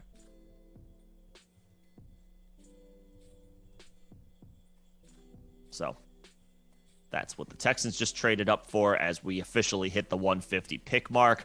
I think that puts us at around, maybe about 70 picks or so to go to round out the NFL draft. Really quickly, before we continue to just dissect everything that's gone on, we've been at this for 3 days straight. We appreciate everybody who has come in and stopped by, whether it's for 10 seconds or maybe you've been here for most, if not all, of the weekend. Absolutely. It's been a fun process. We know we've had some technical difficulties. That's it's something that we are actively, it might not look like it, but actively working on each and every day, hopefully to improve the live stream experience for everyone. But regardless, if you guys have come to hang out with us this weekend, We appreciate it. As the draft begins to wind down, now that we've reached pick 150, got about 75 or so picks here to go. So and happy Alex, to just continue your thought. Happy to continue talking. Any questions, any comments, anything, any topics you want to talk about in general, whether it's the running back landing spots, whether it's the wide receiver landing spots. We're here for a little bit longer to wrap this up. Absolutely. I think you were going to talk something about the chat. I mean, at the end of the 5th round, I mean, what were we thinking? Maybe shutting this down because I mean, most of the relevant players will have been drafted by then, and we're basically going to be rehashing. We could do that. And it's been a long 3 days here for us. We are approaching the 6th round. There's only so many more guys that are going to be available. Tyler Algier, Atlanta Falcons. Yeah. All right. I love that spot. All right, how do you feel, man? Speak to me. I love that spot. Where's Will? Where is Will? Get your butt back in here if you're not still in here. The Falcons just took my guy. I love this landing spot. Who's their running backs right now? It's Tyler Algier and Mike Davis and Cordell Patterson. Let's go. I was thinking about did they sign a free agent this year? I don't even remember. They might have. I just don't even remember them doing that. I think. Well, we're about to take a look at the Falcons depth chart and see where exactly Tyler Algier slots in, because he might be the 2 behind Patterson right now. I think he is. I think he's the first and second down back. He's the new Mike Davis. He is the new Mike Davis. Damian Williams they added this year. Don't care. Oh, man. Tyler Algier. Right, so easy top of the 3rd round pick in rookie Does drafts. he sneak into the Dameon Pierce, Isaiah Spiller, Zamir White, James Cook, Brian Robinson situations, the conversation? Step down. Okay. Step down. Because it is the 5th round. Those guys are... the draft capital is not so significantly better, but between the combination of the prospects and the landing spots, those guys are still the names you just mentioned. I'd rather have him over Brian Robinson. Would you? Yes, because Brian Robinson is going to be playing behind Antonio Gibson for the foreseeable future. I don't see him ever really getting a full-time role here, whereas Tyler Algier could get a full-time role as soon as this year if Cordell Patterson doesn't work out in his second season. Baby. I need to acquire some early 3rd round picks in 2022. All right, I'll be working the phones within the next couple of hours. Oh, man. Yeah, I love this landing spot. Yeah, me too. I love this landing spot for Algier. And you're right. This landing spot fits what he can do perfectly. He's a converted linebacker, so he runs hard. He's a first and second down type of guy. Not expecting a whole lot in the pass catching department, but that's okay. That's what Patterson is for Atlanta, for at least would they give him a 2-year extension? Let's say at least 1 more year, maybe 2. It was fun to watch Patterson break out last year, so hopefully 2. But regardless, it's kind of a similar conversation. Again, step down. I'm not trying to totally disrespect what we already talked about earlier, but it's kind of a similar situation Spiller steps into in LA. The Falcons are looking for a guy who can hand the ball, you can run the ball up the middle with. You don't want to be doing that 10 times a game with a guy like Patterson. Nope. And Mike Davis completely flopped last year, which we called, by the way. If you happened to check out our draft plan last year, we called that it felt like a trap, and it was a trap with Mike Davis. Tyler Algier, this is a great landing spot for him. Absolutely. Honestly, this feels 2 totally different scenarios, 2 totally different players, 2 totally different skill sets. But this feels like Elijah Mitchell emerged for the 49ers last year. There's not much competition or work for Tyler Algier to have an upside RB4, upside RB4 type of season year 1 in Atlanta. Yeah. Upside RB4. I won't say RB3. I'm not going to get too far ahead of myself. But Mike Davis and Damian Williams are his competition for early down work. Pierre Strong. Mike Davis and Damian Williams are not two players that I'm worried about. And I think Mike Davis is already like 28 years old. How old is Mike Davis? 29. Okay, he turned 29 this year. I mean, come on. Easy early third round pick. Yeah, I could say, yeah, I would take him over Brian Robinson, sure. If Brian Robinson ended up in Atlanta, then it, you know, what are we saying about Brian Robinson? There's a hypothetical question for you. What are we saying about Brian Robinson if he was the one who ended up in Atlanta, say maybe in the 4th round? Then he would be right behind Rashad White. We're loving that. So he would Tyler be right behind Algier, Rashad White. Tyler Algier, who's a very similar type of prospect to Brian Robinson, right? Mm-hmm. Tyler Algier, man. Keep an eye on him. Are the Eagles trading up? Or no, they were just on the clock now. Sorry, I'm doing my rankings here. Tyler Algier is an absolutely get him on your radar for the 3rd round of your rookie drafts.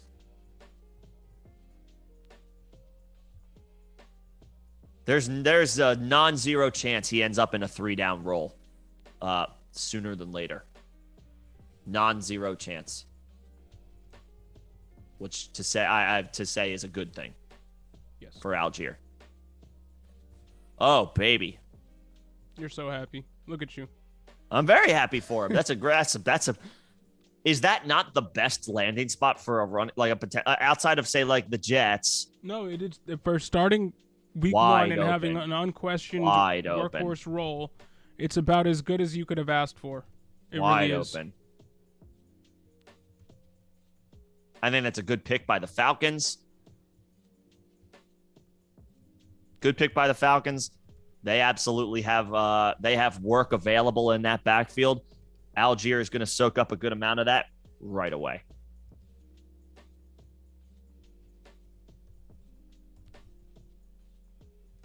Cool. I'm good with that.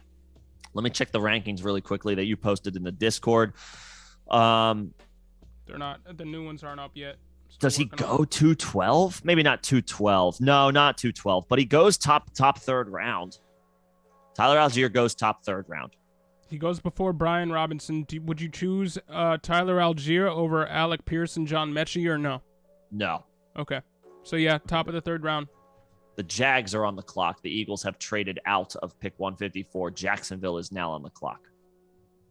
Let's go back to the 5th round. I was just filling in my my rankings here. All right.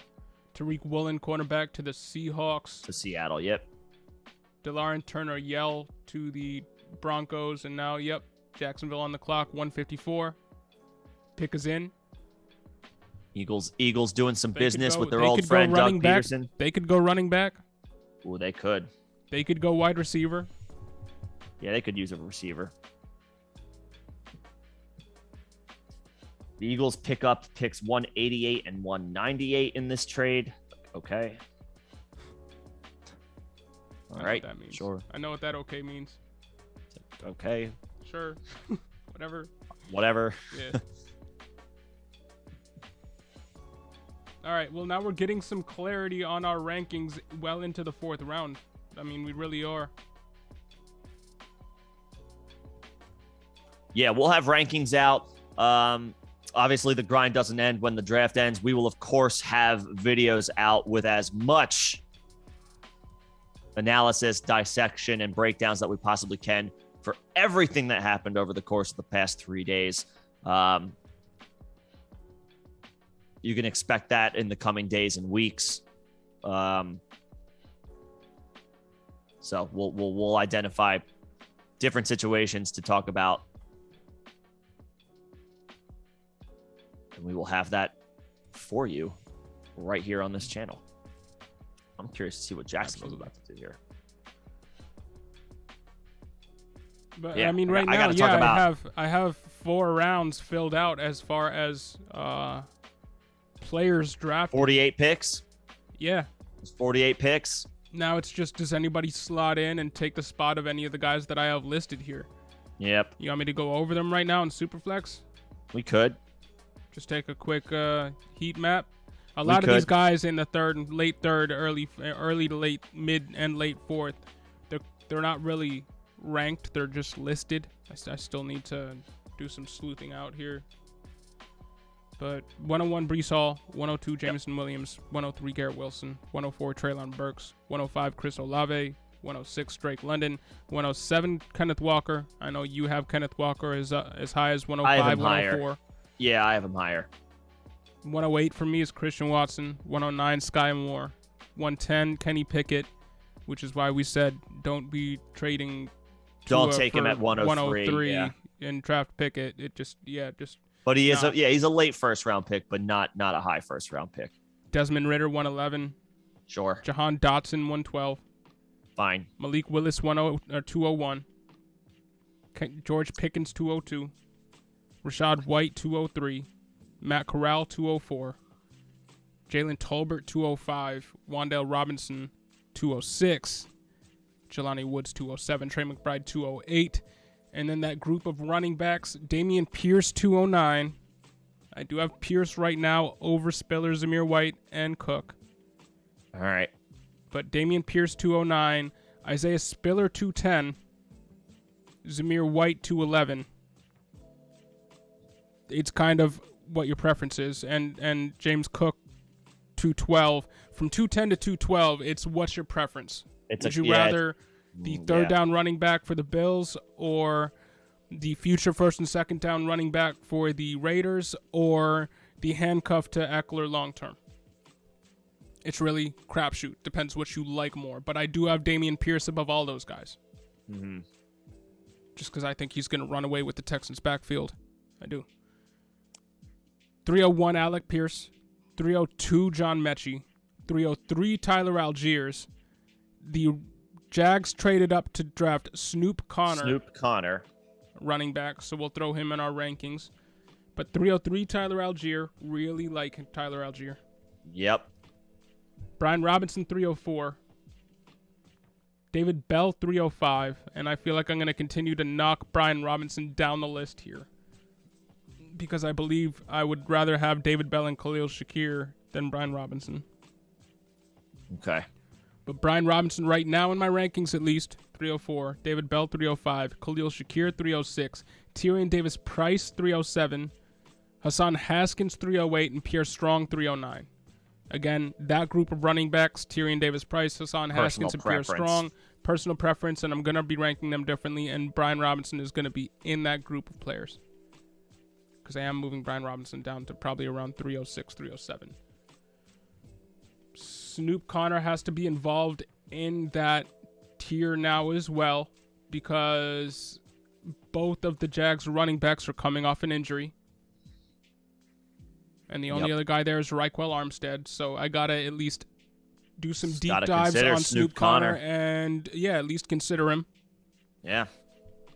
Got to. 310 Tyquan Thornton because second round draft capital, Patriots passing. Quarterback, Mac Jones, all that. Velus Jones, 311. Danny Gray, 312. Eric Ezukanma, kind of forgot about that pick. 401. Romeo Dubes, 402. Calvin Austin, 403. They're in a tier for me. I really have to work out how I'm going to rank those three. Mm-hmm. But Ezukanma, Dubs, and Dubes, and Calvin Austin are all in a tier for me. And then it's the backup quarterbacks and the tight ends. Probably going to have Daniel Bellinger ranked higher than 404, but right now he's 404 for me. Greg Dulcich, 405. Bailey Zappi, 406. Sam Howell, 407. 408, Jeremy Ruckert. 409, Kate Otten. 410, Charlie Kolar. 411, Jake Ferguson. 412, Isaiah Likely. Just rounding it out with the tight end, with the tight end prospects. And those will most likely continue to be dropped as some more of these skill position players are drafted because somebody Snoop like Connor's Likely intriguing. Could fall. Yeah. Right. Yeah, Snoop Connor probably finds a way to sneak into the fourth round. We haven't seen Kevin Harris, who I've been high on, be drafted. We Not haven't yet. seen Ty Chandler, who people have been high on, be drafted.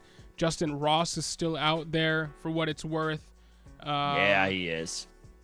There are a couple of guys here, Isaiah Weston. We're going to have to see. The Tampa Bay Buccaneers traded up To 157. Mm-hmm. Browns pick is in. I think that sounds pretty good. Yeah, I mean, we're obviously going to have some differences as far as difference of opinion. But rankings will not be so pretty different. much agree on the tiers we have players The in. tiers are pretty. We might not have the yeah, orders accurate. within the tiers the same. Jerome Ford to the Browns at in the 5th. I have liked Jerome Ford. Yeah. That has to be evaluated here because they're probably going to let go of Kareem Hunt after this year. I gotta think they should just trade him. And Nick Chubb will be 27 at that point. So then it's Jerome Ford fighting with D'Ernest Johnson for the secondary role in one of the most run-heavy RB usage-wise teams in the NFL. With which might Deshaun change. Watson at the helm.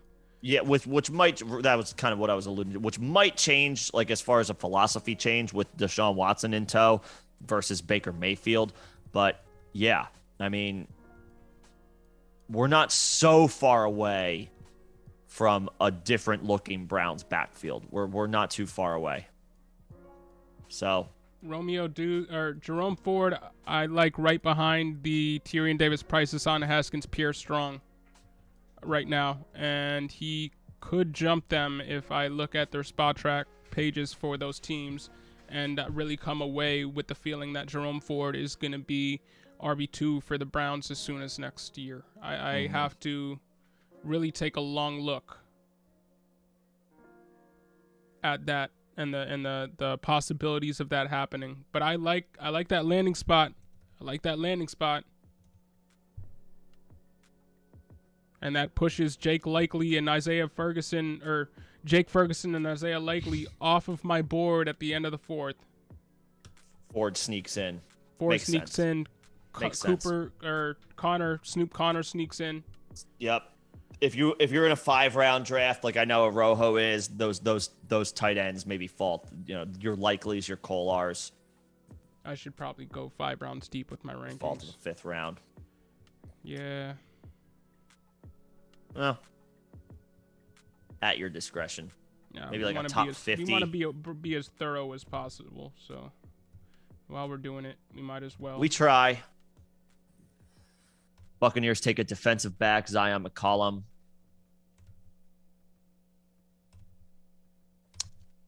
Where are we at as far as the pick 158? We have is this the 5th round or the 4th round? Pick 158, and we have until pick 179 until the 6th round. Do we want to go up until that point? I say so. Let's just round out the 5th round and then just make sure we're all good on the questions. Yep. And if anybody has any other talking points, we'll post our 5-round rankings as it stands right now.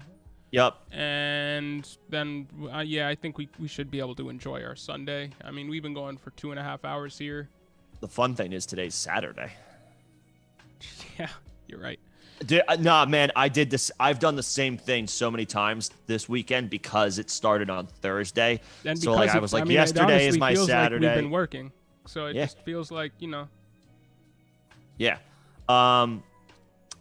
If anything, we'll call it unexpected at this point, but is also deserving of some type of coverage or reaction happens in the 6th and 7th round. But we'll throw a short out maybe. Just to really quickly give like a 60-second trade happens. Yeah, something like that. Maybe we get a video out today about that. We'll of course keep it locked. It's not like we're going very far, but we have also reached the point of the draft where the fantasy implications are absolutely starting to lessen. Yes. But it's been a fun couple of days. It's been a long, fun 3 days, getting the opportunity to dissect these landing spots, identify things that we like, things that we don't like. Of course, no one person or no two people are going to have the same opinions on every single situation. But that's why we're here. We have to have these conversations, to talk through it. talk through the landing spots, where the players end up, and how we maybe see that unfolding from a bird's eye view as far as an initial reaction. Feel like we've done that at a pretty good length. Again, while you guys still have us for, let's say, the next half hour or so here, maybe 45 minutes, I don't know. Happy to go over anything else or anything we've already talked about or anything new. Happy to do it. And Alex, we do want to go over your team with you again. So maybe Monday, give us a day to enjoy the weekend here. But maybe Monday we go over. You said it's on May 9th, so we have a little bit of time. Oh, we do have some time. Maybe Monday, Tuesday, maybe Thursday, Wednesday. When is our draft? When are our drafts? Because I know we have our draft. Oh, that's right. We have to remember that we have rookie drafts this coming Wednesday and Thursday. So the members only stream is probably going to be fine because we do usually only go for about an hour there. Right. There's a good chance we'll have to call mock drafts with this new draft ranking order. In the members only streams like we did this past week, because those are might do it Thursday as well, because there's a good chance we're cutting the Thursday live stream a little short this week because we both have a rookie draft to get to. But you'll have us all night Tuesday. We'll go our regular. We'll intend to go our regular pace on Tuesday. Wednesday for the members, I think we'll be able to do a regular. We won't be able to go for likely 2 hours, but we'll be able to commit to a good amount of the member stream. I would say the Thursday general audience stream more likely to be cut a little bit short this week. Yep. Because we got some picks to make. And I was thinking, hey, if y'all members, if y'all are in here chilling still, if y'all members have any interest in watching us draft in a real draft, we could see if that's something that we can make happen, considering we have a draft on Wednesday. Do have a draft on Wednesday and Thursday. So if you might be a little difficult to commit to that, but it might be a little difficult to commit to that. But if you want to draft with us, like literally seeing what we're doing on Wednesday, seeing what we're doing on Thursday, we could make that happen. Just screen share what we're doing while we have it up. We might not be very talkative during that time period because we're going to be invested in what we're doing. But it might just be open to the members. We might do something like that if y'all are interested. So let us know. But regardless, Alex, we will be able to go over your squad again and what you have as far as picks and the way that you should be thinking of going. Is it Superflex? Sometime early next week. I believe so. Remind us if it's Superflex or not. I believe so. Regardless, at the 108, even if it is Superflex, we're not necessarily advocating quarterback. No, if Christian Watson is there, I'd go that. If Sky Moore is there, I'd go there. No issues. Yeah, I'd be fine with either one of those guys, to be honest. No issues going Sky Moore, Christian Watson there. 205. I mean, at 205, you're probably looking at, if it's Superflex, Matt Corral, maybe a Jalen Tolbert, Wan'Dale Robinson. Rashad Penny, probably in my rankings. If I was drafting with you, he'd be gone. But White would, Rashad White, yeah. But chance at Rashad White, but maybe, Jalen Tolbert, Wan'Dale Robinson. Maybe if you want to reach for one of your guys, if you like Spiller, if you like Pierce, if you like Zamir White, if you like James Cook, they're in that tier right afterwards. If you really want Spiller, he has middle second round potential. Like that would make sense. That's where you have to reach to get him if you really like him. If somebody doesn't take him high second round already. Right.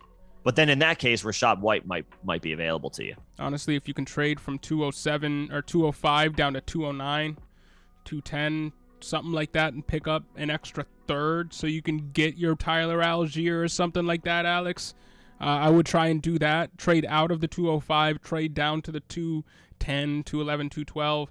You can still get a James Cook, Zamir White, one of those guys, maybe a Jelani Woods, and then pick up Tyler Algier in the third if you can drop back to the third. That would be something that I would entertain.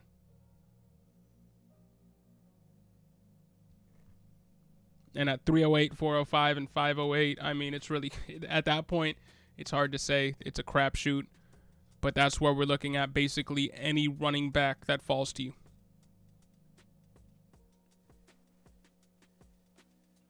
Do you agree? I mean, after 308, 405, 508, I'm looking at any running back that falls to me.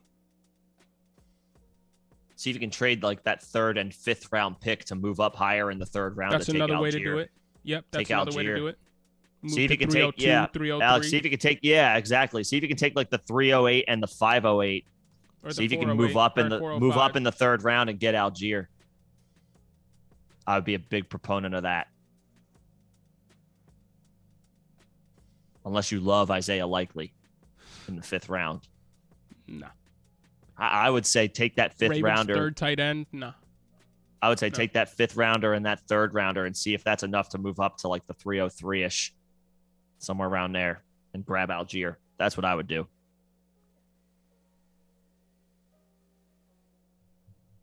Saints pick is in. Denver Broncos on the clock. Tennessee Titans up next.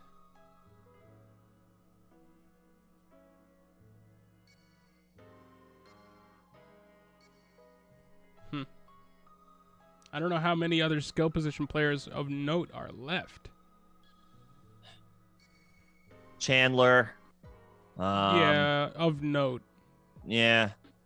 Yo, Alex, you asked who are the bottom 5 worst teams you expect to be picking 1 to 5 in 2023? I mean, the Lions have to be up there. I think we talked about that a little bit. Yeah, you might have had to. I might have been gone. When I ran up. I said the Falcons, maybe the Giants, maybe the Lions. That's when I was talking about the Jags and Trevor Lawrence and how they shouldn't be one of the worst teams again because Trevor Lawrence has been billed as a generational prospect. Right. They shouldn't be. The Seahawks might be bad. The Panthers might be bad. Yeah, the Panthers rolling out Matt Corral. I mean, that's a question. The Texans rolling out Davis Mills, that's in the question there. They might not be very Bears good. With the overall roster that they have, regardless Bears of Justin might Fields, not be good. Yeah, there's a chance that they could be real bad. So, yeah, I'd be thinking about that. So there's a few teams. Did we miss any other questions in here? I don't think so. I think we're pretty caught up. Once again, appreciate everybody coming to hang out during this weekend. Absolutely. But yeah, we are coming up on probably the end of Face Mac Fantasy's 2022 draft coverage. We will finish up the 5th round with you guys here. After that, we might go catch our breath a little bit, and then we still have work to do. We have work to do. We have videos to put out. This is really where the work begins, because now we have the landing spots. Now we got to start. If y'all been a fan of this channel for a while, we did who is videos on a lot of the rookies for last year. We're gonna start rolling those out. Now that we know landing spot for all these rookies, we're gonna start putting out rankings. We're gonna start putting out analysis videos on backfield breakdowns and wide receiver room breakdowns and all that sort of thing. So I mean, now is where the work really begins for us. But we still have a few dominoes to fall. Kevin Austin was a high RAS wide receiver, still on the board.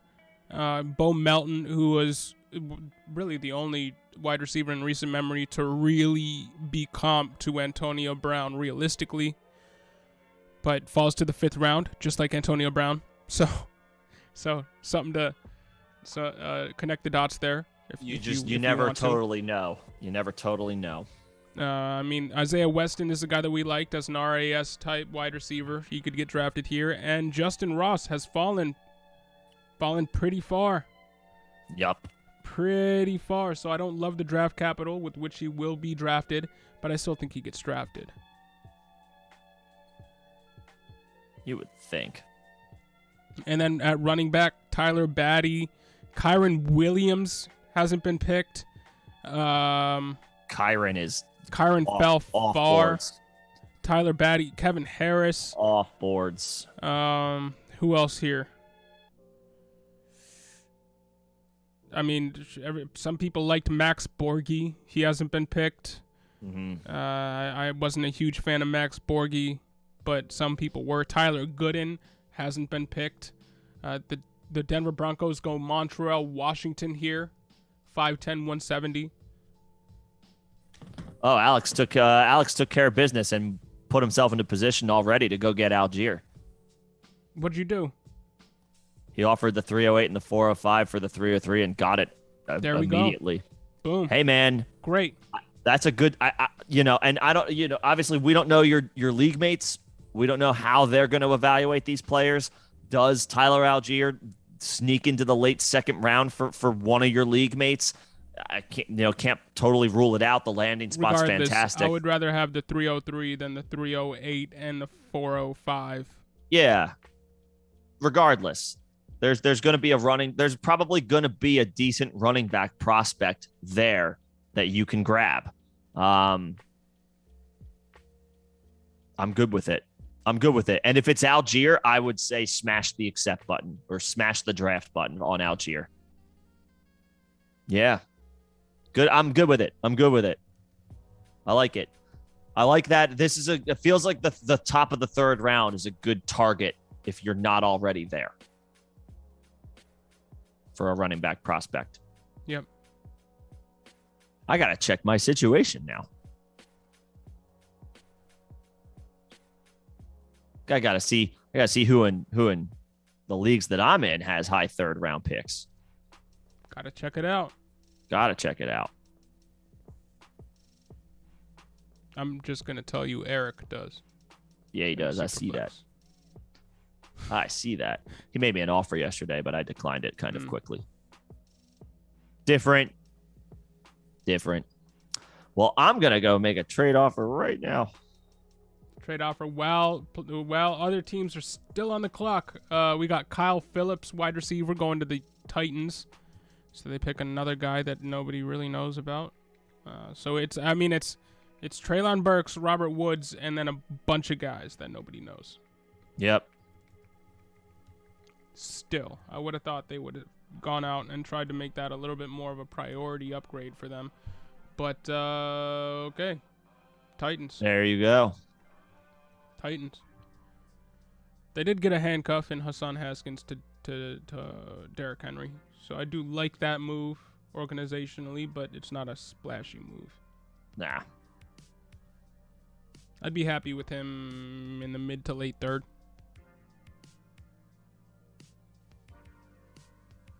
Yeah, that would work. That would be fine. But yeah, giving up a mid-fourth for a 5-pick trade up in the third is a win, Alex. I don't care if you get Algier or not. That's a win. Yeah, right. I don't want to just pigeonhole the thinking into Algier. All those running backs are in the same tier. One of them will be available. That's the choice between like a Tyquan Thornton and netting a Brian Robinson. And I would rather have Brian Robinson than Tyquan Thornton. That's the difference between Velus Jones and Tyrion Davis-Price. I would much rather have Tyrion Davis-Price than Velus Jones. So I like that 5-pick move up. It'll mean a lot more to you in the draft than that 4th-round pick. There will be a running back available that makes sense. Because getting Montreal Washington with that 4-5 pick, which is where I have him ranked right now, will mean nothing to your dynasty team. Whereas, I would rather have Tyrion Davis-Price than Tyquan Thornton and Montreal Washington. So, good job. Good job. And I have the 312 in a league. I'm looking at trying to move up, packaging that to get into the early third. Yeah.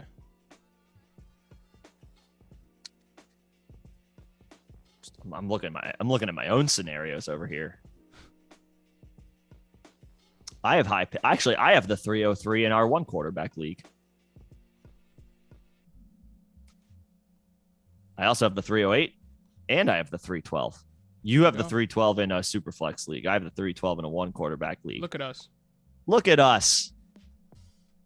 Look at us. And Alex, I agree 100%.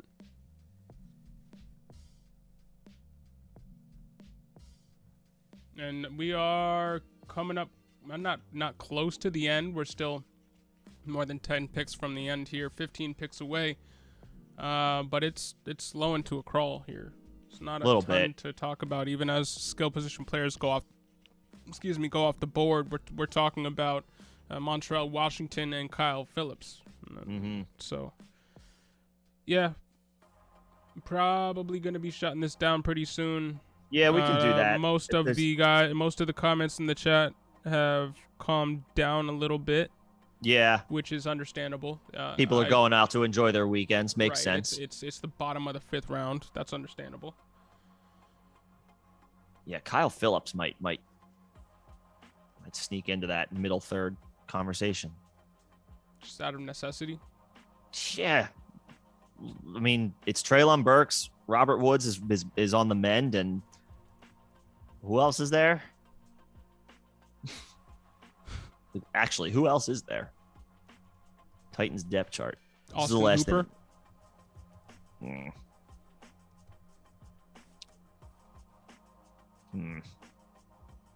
Des Fitzpatrick. Kyle Phillips, 5'11", 181. Westbrook, right?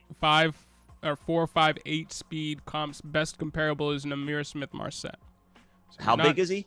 He's 5'11", 181. 5'11's not awful. No. It's not awful. Oh, there goes Kyron. Kyron Williams to the Rams. Man, okay. Rest in peace, Cam Akers. I don't hate that pick.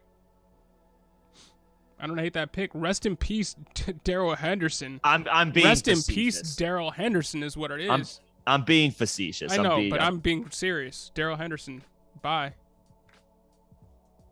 It's interesting with Darrell Henderson. They clearly he has shown talent, but he can't stay healthy, and he doesn't ever seem to be like. It feels like he's not like a favorite of that coaching staff. I don't know. I feels like it. I don't have definitive proof. They keep inventing ways to move him down the depth chart. They keep inventing ways to move him down on a 1-year rental, or Kyron Williams here, or even drafting Cam Akers in the first place. They don't like what they've seen from Darrell Henderson, and Kyron Williams could take a fair amount of pass catching work away from the secondary back there, and it could get ugly for Darrell Henderson pretty soon. I like that Kyron Williams landing spot. Do we like Kyron Williams though? Yeah, on the Rams. On a team that a couple of years from now is not going to be able to pay a running back a hefty price because of the contract situation that they're going to find themselves in down the road.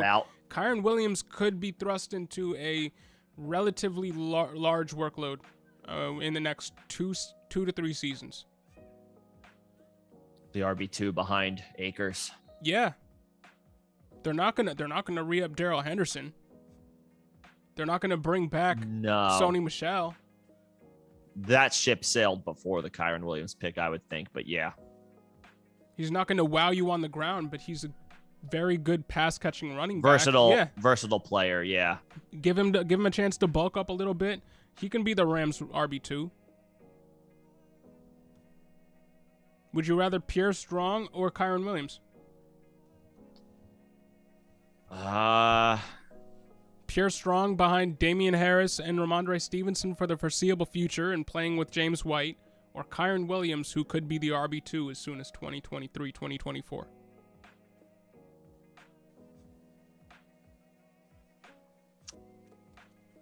I guess Kyron. Here's the thing. Next year in 2023, there could be other picks made in the 4th round that make both of those guys obsolete. Absolutely. I guess Kyron.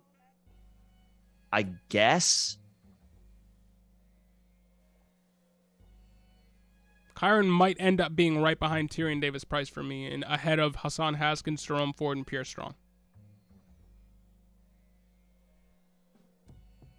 I mean, what it is? Yeah, I mean, the 4.6 40, right? Was the concern, or was it a 4.7 40? 4.7 40, but you said hours later after that happened, you said, oh, he was dealing with an injury. He was dealing with an injury, yeah. dealing with an injury. And he has the receiving profile. He's shown it in college. He has the receiving profile. Yeah. Robert Woods is gone. Odell has not been re-signed. I know they brought in Allen Robinson. Tyler Higbee's there. But Allen Robinson is a relative Band-Aid too. 1 to 2 year Band-Aid. Yeah. Yeah, Kyron Williams is at the top of that running back tier for me. RB10 in this class. Okay. 10 to 12, somewhere around there. Hall, Walker, fair. Rashad White, Damian Pierce, Isaiah Spiller, Zamir White, James Cook, Tyler Algiers, Brian Robinson, Tyrion Davis-Price, Kyron Williams. I don't think you named Rashad. No, I said Rashad. No. I didn't say Rashad White. I said Rashad. My bad. Should have said Hall, Walker, Rashad. Paul Walker. Paul Walker. Oh, yeah. I thought you said Paul Walker. I said, what? Fast and the Furious? No. What are we doing here? Hall Walker. What are we Maybe if you get here? both of those guys, you can make your team name Hall Walker. Hall, Walker, Rashad, Zamir, Cook, Spiller, Pierce, Algier, Robinson, David Price, and then Algier Robinson. Kyron, man. He's RB10 in this class for me. For the San Francisco back. Might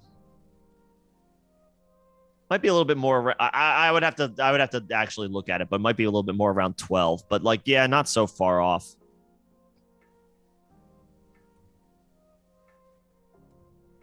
Would you put him over David Price? No, I have him right behind David Price. He's Right he's behind RB11 David Price, for me. He's right behind David Price, but ahead of Hassan Haskins, Jerome Ford, and Pierre Strong. Snoop Conner. Okay. What's up, Iron? What'd you miss? A little bit of this, a little bit of that. Bunch of scrubs. Some guy named Snoop Conner got drafted. Sorry. Damn. Tyler Algier to the Falcons. We like that. Isaiah Spiller to the Chargers. Which John is a fan of. I have to think about it. A relative fan, depending on. I mean, you got to put it in perspective. But I wouldn't say Ford. I'm a fan. That's an exciting. You like the landing spot, yeah. It's a wide open opportunity behind Austin Eckler, and there is work to be had there. Jerome Ford to Cleveland, Zamir White to Vegas. I don't know if you were around for that. I don't think so. What wide receivers went? Calvin Austin went to the Steelers. What other wide receivers did we see go? Just checking the rankings here. Yeah, Calvin Austin went. Why do I feel like there's been so few, not too many wide receivers taken today? I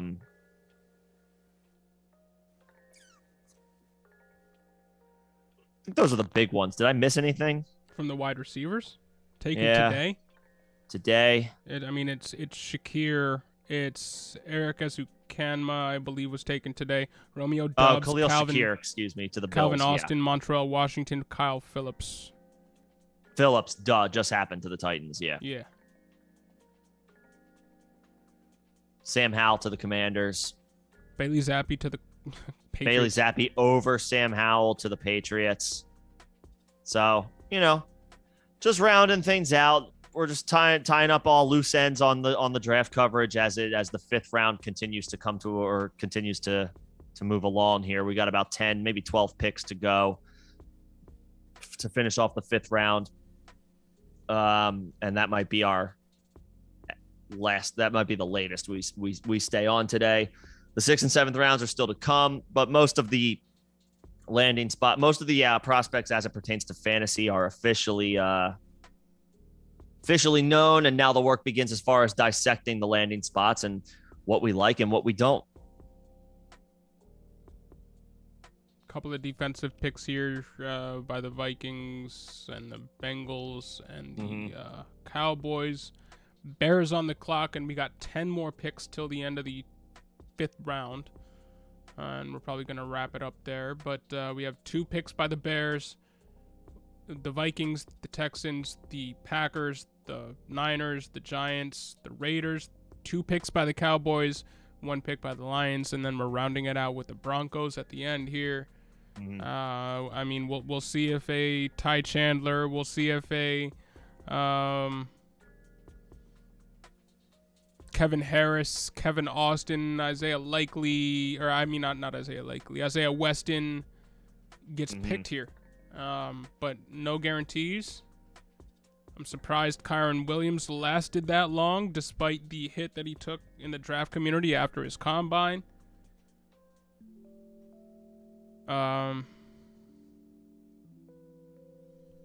Yeah, Iron Zamir to the Raiders. We debated that for quite a little bit. Yeah, we went off on a tangent when those back-to-back Zamir White, Isaiah Spiller picks went off the board. We, or at least I, went on a tangent for probably about 20 minutes. So, if you want to scroll back after the stream and tune into that and watch me overreact a little bit, go for it. It's all right. The Objective called me out, so respect to the Objective. Got to do it. Who's your favorite pick of today? Me? Yeah, who's your favorite round 5 pick thus far? I think it's got to be Algier. Got to be Algier. Okay. All right. It's got to be the land. I mean, the work in the Falcons backfield is wide open. I guess the only concern, and this is a little nitpicky, is that do we expect the Falcons to be trailing a lot this year, playing from behind? Therefore, maybe they're not running the ball as much with a bruiser and they're throwing the ball because they're losing the game because they're not a very good team. Again, this is very nitpicky. Obviously, that the running backs are going to combine for 300 touches somehow, some way out of the backfield.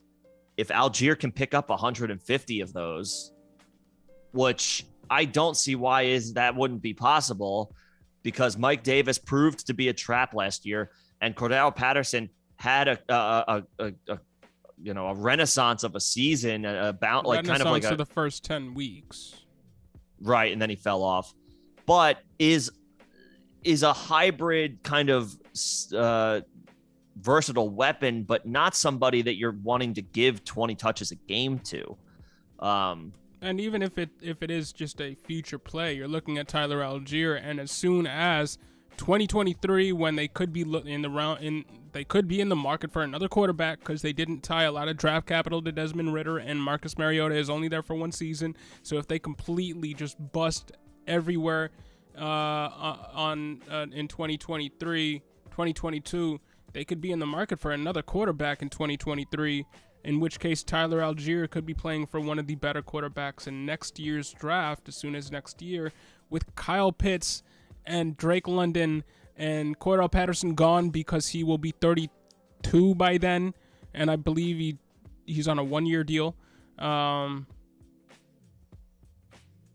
Yeah, I mean, I like the Tyler Algier pick. I also really like the Dameon Pierce pick. Dameon Pierce is another Dameon Pierce pick is today. because you could also see a very clear route to them playing with a quarterback from the 2023 draft class in 2023. They locked up Brandon Cooks for 3 more years, I believe. So they'll at least have a field stretcher on the outside who's been proven for the next 3 years, a vet. They don't have really anybody in that running back room. By next season, Rex Burkhead will have completely aged out, and Marlon Mack will be a free agent, and we don't believe in Royce Freeman. So Dameon Pierce could be playing in an offense with a new quarterback, Brandon Cooks at veteran wide receiver 1, Nico Collins on the other side, John Mechie up the middle from the slot, and Brevin Jordan. And that's enticing to me. That's enticing to me. I like Dameon Pierce's landing spot just as much as anybody else that was drafted in the 4th and 5th rounds. And he is the highest ranked right now. He's ranked at 209 for me. The highest ranked 4th or 5th round pick thus far. And landing spot a big play in He's in my that RB4, regard. RB5 in this draft class. Oof. Okay. Yeah, I mean, Marlon Mack's only there for 1 season. I mean, yes, I guess they could bring him back if they're happy enough with him after this year. Rex Burkhead is what, like 34 years old at this 32. point? He's going to be 33 this year, I believe. Okay, I mean, He's gone by the end of this year. yeah. And other than that, it's been there wasn't another young player waiting in the wings in this backfield.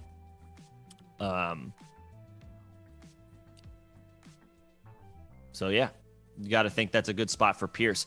Houston's on the come up. Kind of alluded to that already. It might be a slow come up, but you know their transition away from Deshaun Watson and moving forward as a franchise has officially begun.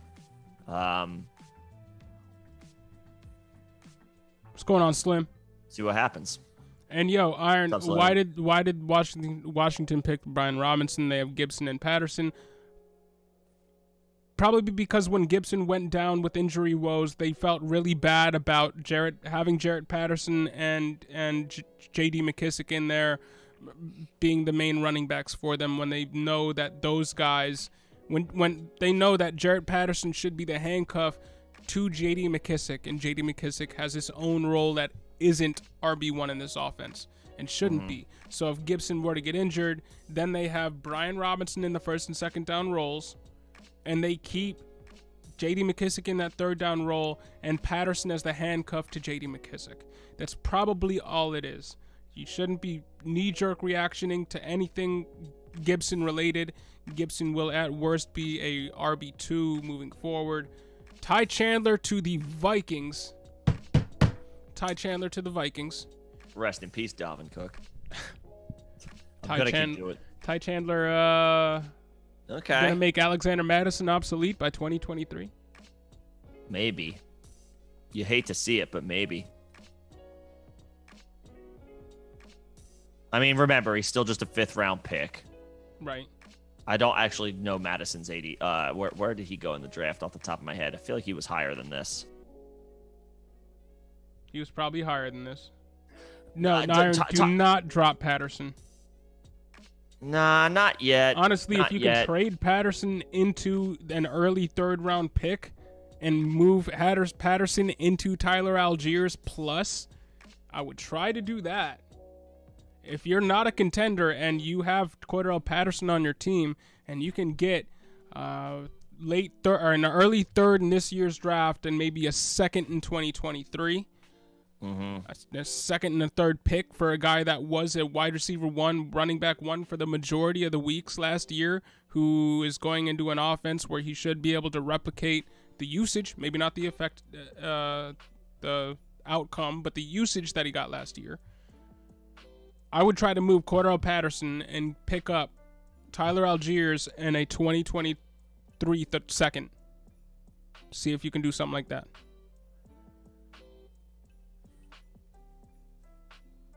Yep. And if you can make that a 22 2nd and a 22 3rd, you could get Rashad White and Tyler Algier for Cordell Patterson, and I would do that. I would do that every time.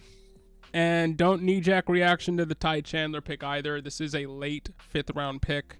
Yeah. He could end up being Mike Boone and have no effect on Alexander Madison moving forward.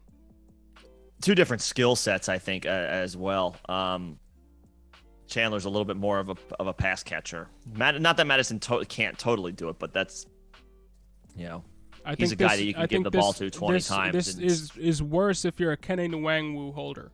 If you thought Kenny Nwangwu would be anything more than a special team specialist, then that's you're wrong. Not happening. Ty Chandler's going to come in, be the Mike Boone, be that RB3, and Kenny Nwangwu is a pure special teamer moving forward. So you can pretty much drop Kenny Nwangwu. No chance. No chance he sees regular RB snaps. He's probably not. Yeah. Probably not. What just happened at pick 170? I don't even know. Pick 170 was Tegan Quitoriano. Oh, I did just see that name. Tight end from Oregon State. Never heard of him before. Doesn't quite crack a 5-round rookie draft. No. But yeah, Chandler don't be worried about Ty Chandler. Don't be worried about Algier. Just trade for him. Don't be worried about Algier. Just trade for him.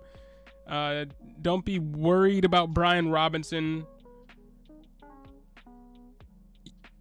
Again, Brian Robinson didn't do anything in college until he was a fifth-year senior, which means he was 22 years old playing with 18 and 19-year-old players, and then he exploded and showed out. So, you're talking about Patterson? Jarrett Patterson, not Corderell. Can you drop Jarrett Patterson?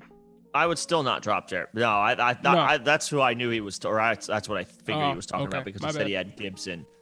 No, I wouldn't drop Jarrett Patterson. No. Is this bad for him? He's not Kenny Nwangwu for me. He at least got some run as a running back and a pass catching running back last year. We saw him, and he didn't look bad. Kenny Nwangwu got none of that, and we're still projecting that for him. He's a pure special teamer. That's the difference. Jarrett Patterson, not a pure special teamer, maybe just a pure third down running back, which is okay. Well, McKissick's going to have that role in Washington. But yeah, but if he's the handcuff to the role, at least he's not a pure special teamer to where he's never going to see the field. Mm-hmm. So the situation for Patterson is better than the situation for Nwangwu, who were both late-round running backs drafted last year. Not worried about Madison, not worried about Patterson. I'm worried about Patterson. I'm not trying to get him actively off my team. Nah, I'm not trying. Yeah, it's not an ideal scenario, but it's not necessarily like the end. But that being said, Ford that worries me for Demetric Felton. I will say, so if you have another running back that I don't feel good about this year, Demetric Felton. They should just move him to wide receiver. Well, they should, but then they drafted a wide receiver. They drafted David Bell. They drafted David Bell, yeah. So then he's what, the fifth wide receiver on that depth chart? He's the fifth wide receiver and the fifth running back. He's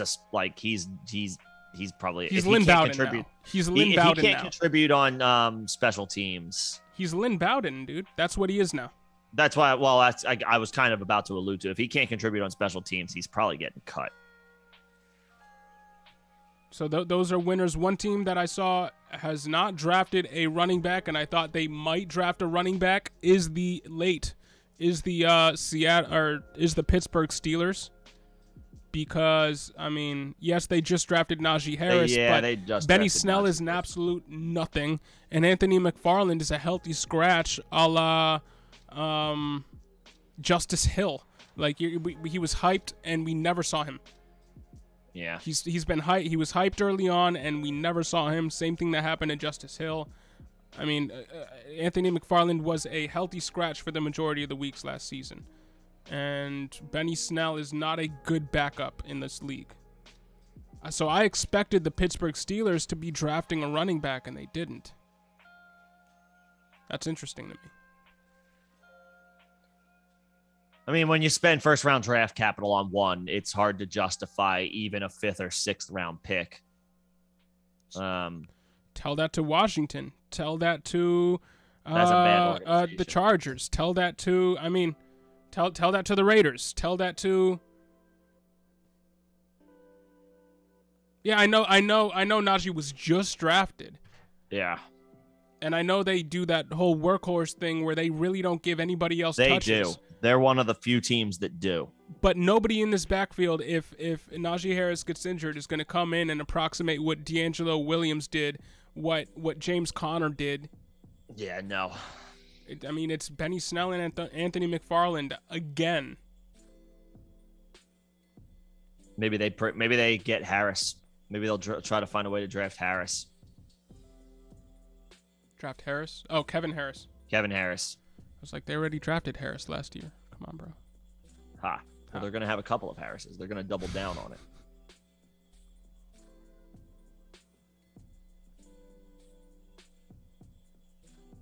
All right, we are. Let's see what happens. 6 picks from the end here. From the end of the Chicago, fifth. Raiders, Cowboys, Lions, Cowboys, Packers. And I'm going to be able to take a little bit of a break in the 6th round because the Bills have, 5 6th round picks, so that'll be a little bit Yeah, fun you for can me. watch your 6th round picks get added to the team. Yeah. A bunch of guys that won't make the team get added to the team. Until they do. Iron, do you before we wrap up here, Slim, thanks for joining us, both of y'all. Do y'all have any questions for us before we sign off here at the end of the 5th round? Anything, any talking basically points whatsoever. the big thing here is to not make any knee-jerk reactions with your fantasy team with respect to anything that happened today. You can knee-jerk reaction to the 1st round. You can knee-jerk reaction to a certain extent to the 2nd and 3rd round, but do not knee-jerk reaction to the 4th and 5th round selections that teams are making.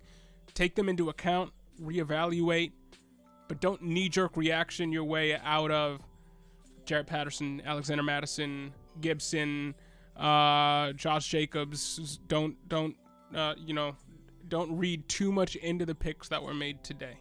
Mm-hmm. Just evaluate them. Don't overreact to them.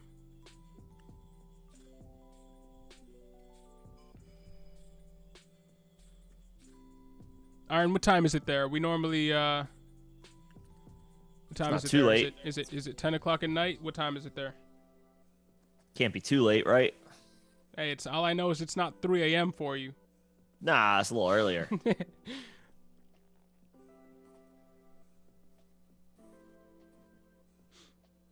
Iron, I forget. Who is your favorite team? And how do you feel about them after 5 rounds in the draft? Right, at this point, it's kind of like, okay, you gotta not, I mean... Like, you're happy about what the Eagles did. Yeah. As an Eagles fan, you gotta be. Nakobe Dean, A.J. Brown. Yeah, Jordan Davis was the first pick. You got your center of the future. Yeah, I was less happy about it at the time because I was like, just take Dean, but they ended up getting him in the 3rd round later anyway. No, so it's almost 10 o'clock there. Word. It's a little... So here's the thing with a guy like Dean. You're happy, but also you can't help but question, why did literally every team pass on him 3 times? That's the only concern. Now, he was a baller at Georgia. He was fantastic. He looked excellent last year in that defense. There are a little bit concerns about is he like a bit of a tweener? Where is he big enough to play linebacker? Is he fast enough to play safety or some type of, hybrid role? But the jury was out. Like, everybody was mocking him in the 1st round prior to the NFL draft. People thought highly enough of Nakobe Dean, despite some of the athletic profile, if you want, you can't even call them shortcomings, just a couple of concerns. And of course, obviously the news came out about the injury. He has a pec injury where he didn't get surgery on it. Was it a strain? Was it a tear? We don't really know. Where does that stand? That was a big red flag as to why he fell down the board. But the 3rd round, it's exciting that they took a shot on a guy of his caliber. A lot of people thought he was a 1st round talent in the 3rd round, but you can't help but give some pause to think, why did he fall to the 3rd? That being said, the Jordan Davis acquisition was good. The A.J. Brown trade was fun and exciting. Had to like what they did there. Yes, they addressed offensive line in the 2nd round, and then they got Nakobe Dean in the 3rd. All told, pretty good haul. I'm happy with what they did. I like how it went. I'm not trying to get too overreactive about the fact that they got Nakobe Dean in the 3rd round, because I can't help but asking myself, why did he fall that far? Why did every team pass on him multiple times? That being said, I like what the Eagles did. I would give, we always see draft grades. I'm not somebody who does that, but I would say they did a very good job. They did well this weekend. And you're a Chiefs fan, Iron. I like what the Chiefs did. I don't like the Chiefs because I'm a Bills fan, and they killed my hopes and dreams last year, as they do every year the past 3 seasons. But I like the Trent McDuffie pick. Didn't they lose a cornerback, the Chiefs? Well, they're losing Tyrann Mathieu. There you go. Presumably. All right, so they lost. They had a big loss in the secondary. They eased that loss with Trent McDuffie. Yep. Edge and George Karlaftis in the first round, late in the first. Good there. Sky Moore in the mid to late second. Great pick because he fell to him. Great pick. Brian Cook, safety, so easing up on that. The secondary there too. Leo Chenal in the 3rd round, linebacker. By all accounts, good pick there. They did a lot of team building work to just solidify areas where they didn't have a lot of consistency from last season, or stability moving from last season into this season. One guard in the 5th round, 2 cornerbacks, a safety, a linebacker, and an edge. Did a lot of defense building here, but still got Sky Moore. I'd like for CEH that they didn't draft a running back, even though they lost Darrell Williams.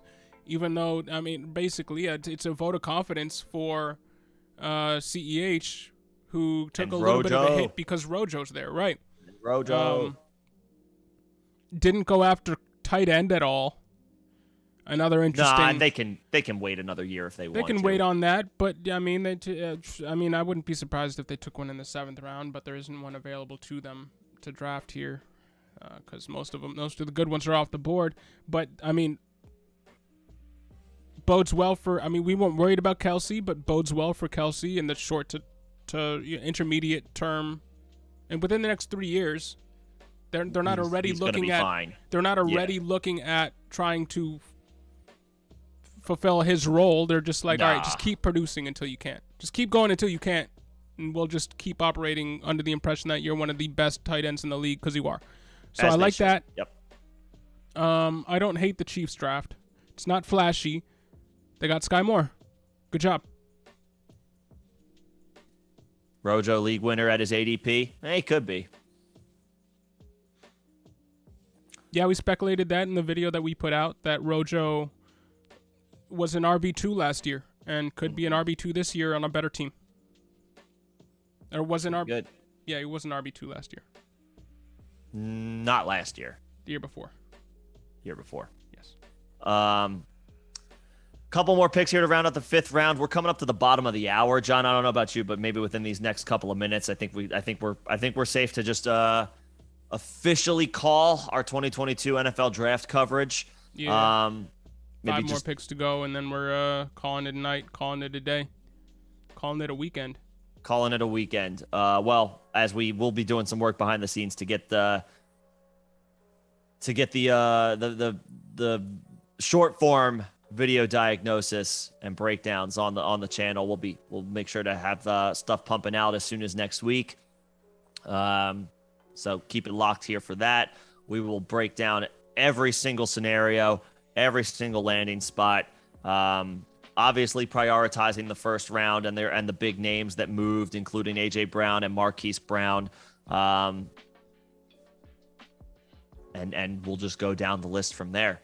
But yeah, this pretty much, we're pretty damn near the end as far as the conclusion of our draft coverage here on this channel this weekend. Very exciting 1st round, very exciting 2nd round. Yeah. More trades than I think I've ever seen in any draft that I ever paid attention to, and I've been paying attention over the past 12 years. It's a league high.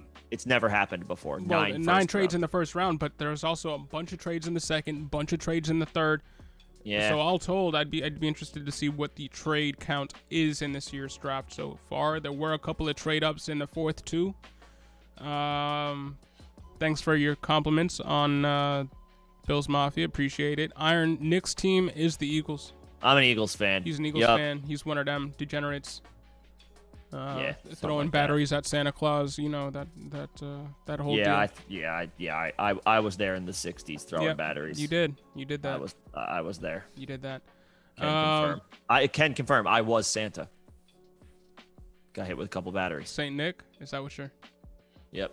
That's what they call me around these parts. The connection is real. Yep. Well, just to wrap it up, I mean, the Bills didn't have the most impressive draft of all time. Khair Elam in the first round. I was happy they didn't. I was happy they didn't go Breece Hall because organizationally they needed somebody to come in and be that play second fiddle to Trey White, learn from Trey White, and hold that defense down in the secondary. Keep their secondary strong because they lost Levi Wallace to free agency.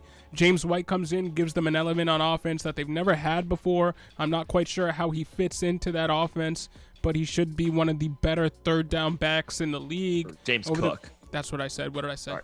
You said James White. Oh, man. Just want to make sure we're not causing any confusion. Sorry, I couldn't help myself. He's basically James White. But, he's basically James White. Yeah, one of the better third down running backs in the league over the next few seasons. I think is in the realm of possibilities for James Cook. Hard to pin down because I don't think he has 3-down capability. I think he's literally just a third down running back.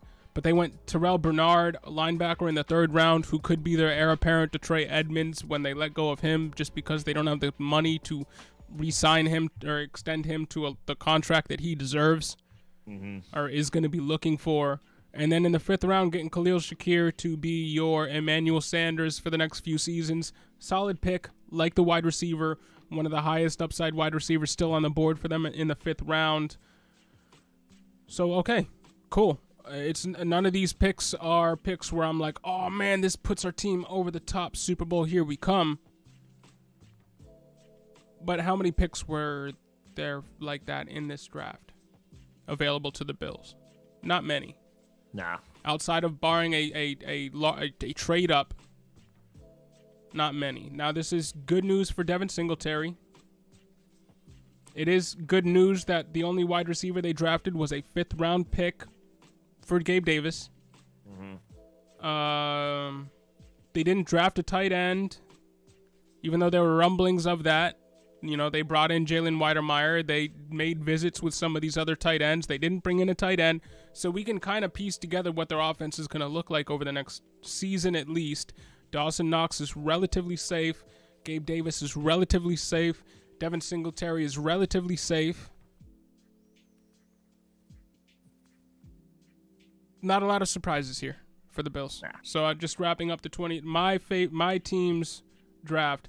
I'm fine with it. Iron, we are doing mock drafts next week.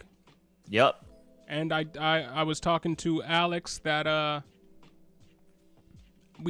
might just go live during a draft that Nick and I have.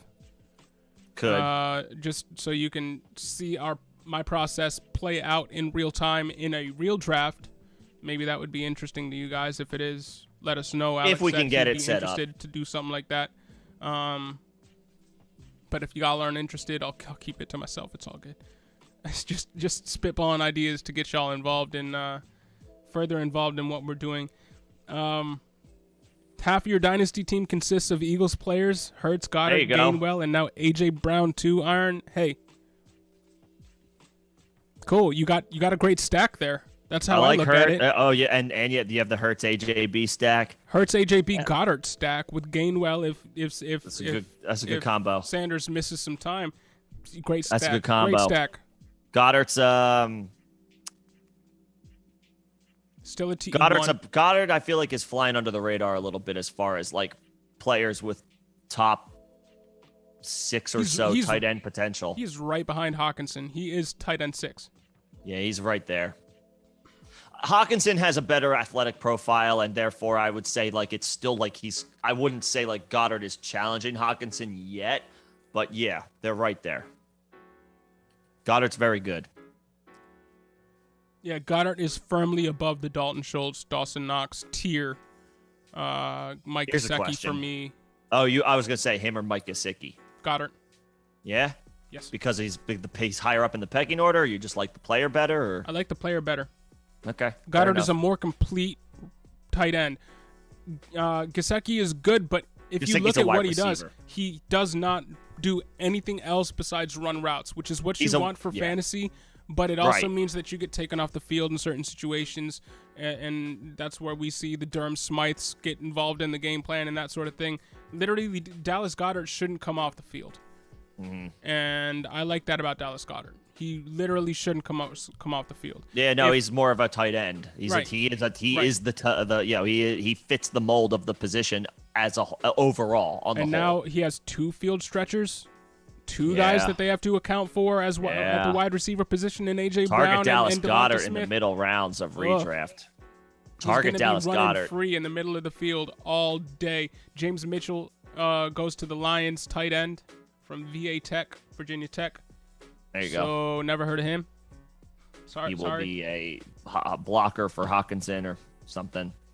Yeah, basically, what was that guy's name? Brock Nelson, or what was his name? I'm kidding. For the Lions last year, that Brock tight end, Brock something. Yeah, I'm sorry, I'm blanking on the name. He takes a hit. Not that he was very notable to begin with from a fantasy perspective, but CXK, you think this is a very unexciting but satisfying draft?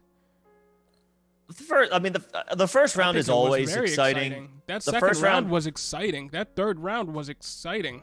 There was a lot to talk about yesterday. There's been a lot to talk about today. I feel like Today's been unexciting. Today's been unexciting. Today's been unexciting. However, we thought today would primarily be just a recap of the first 2 days, and for the first probably 2 hours, it was not. No, we were heavily debating players that were getting. We drafted. had things to. There were new, fresh topics to talk about as it pertains to fantasy. Yep. Yes.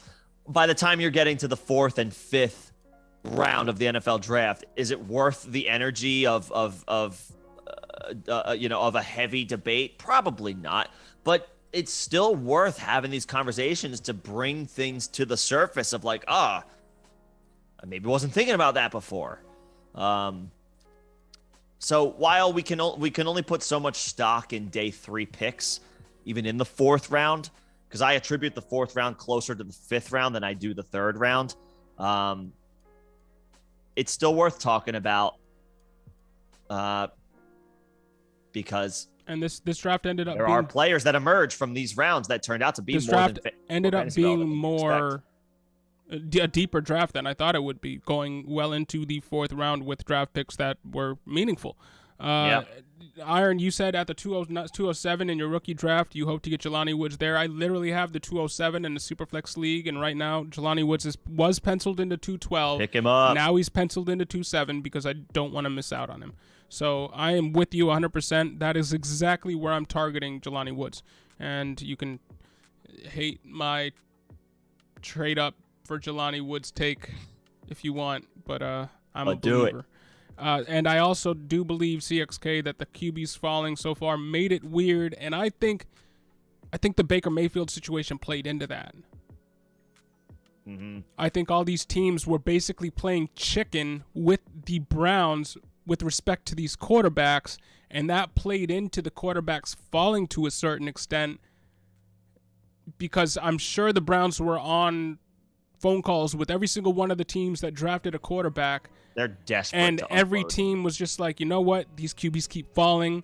We're going to see if we can pick it up with that next pick that we get in the 3rd, 4th round. And that ended up happening, which put the Browns in a terrible place with respect to Baker Mayfield. So I think the Baker Mayfield situation had a big effect on the QBs falling.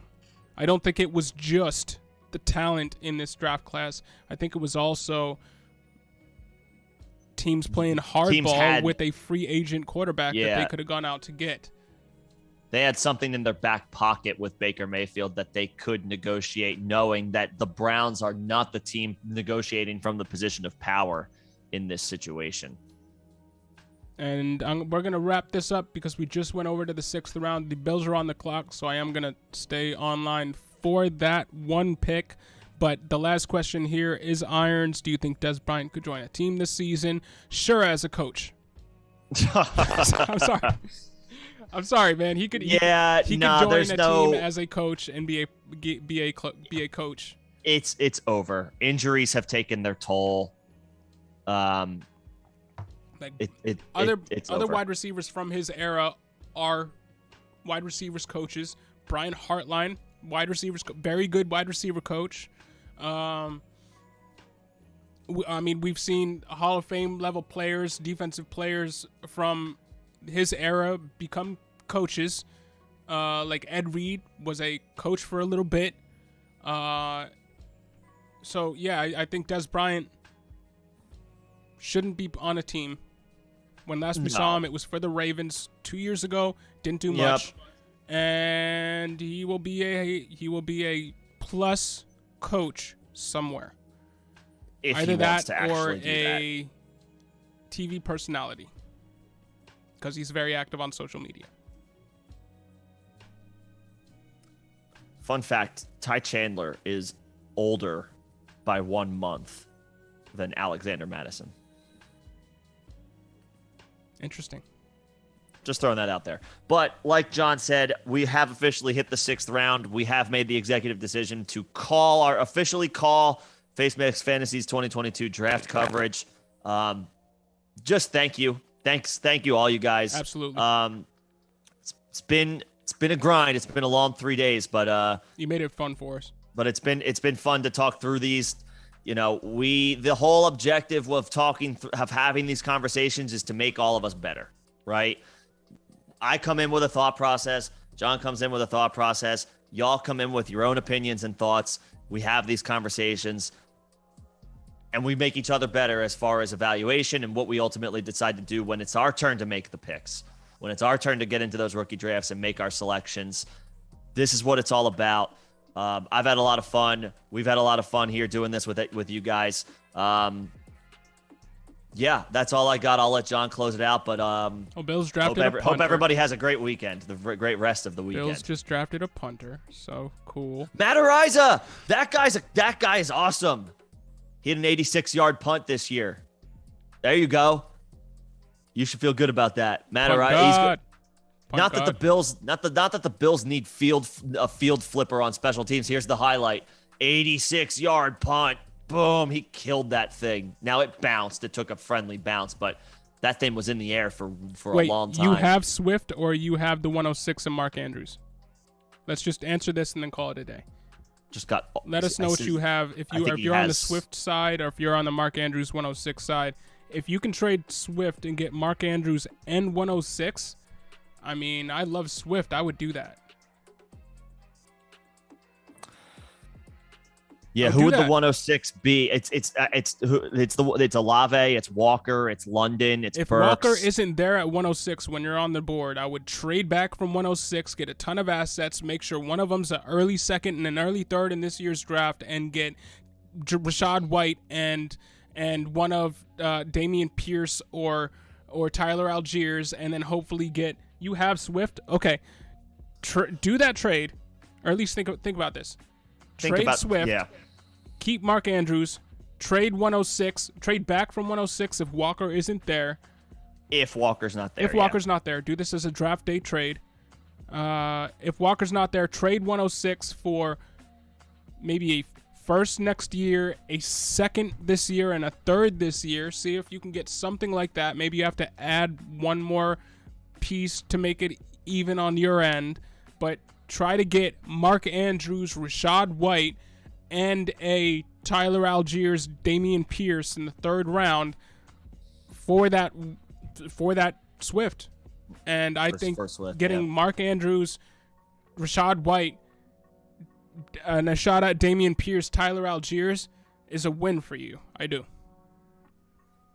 But that about does it for me. We are now 2 picks. I'm on board. I can get on board with that thought process. And you want to shut it down here? Well, the Eagles just traded up to get this pick, so let's see what they do.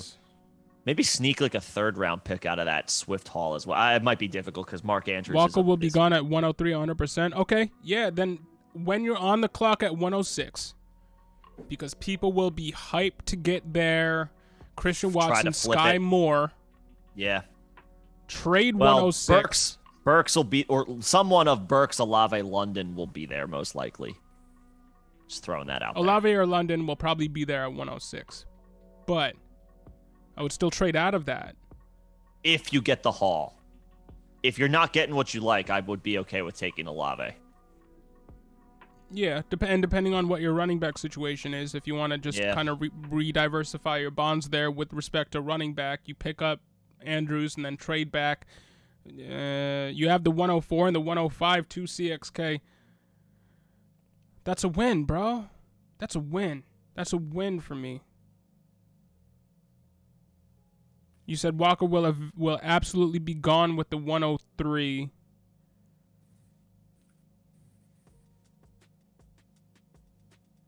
I would trade Swift for Mark Andrews in the 106 and then see what it would take to move up from the 104 to 103 if you really want Walker. And if not, I would trade back from the 106, considering you have the 104 and 105, which to diversify your wide receiver core.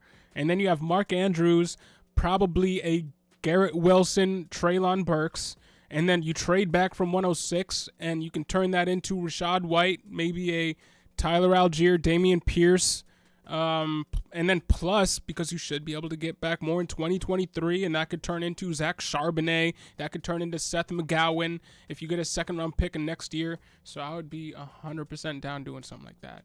I wish I was in that position. I wish somebody offered that trade to me.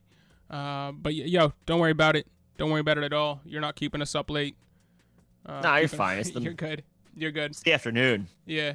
But I do think that about does it. That wraps it up for us. The Eagles just took a linebacker in the 6th round.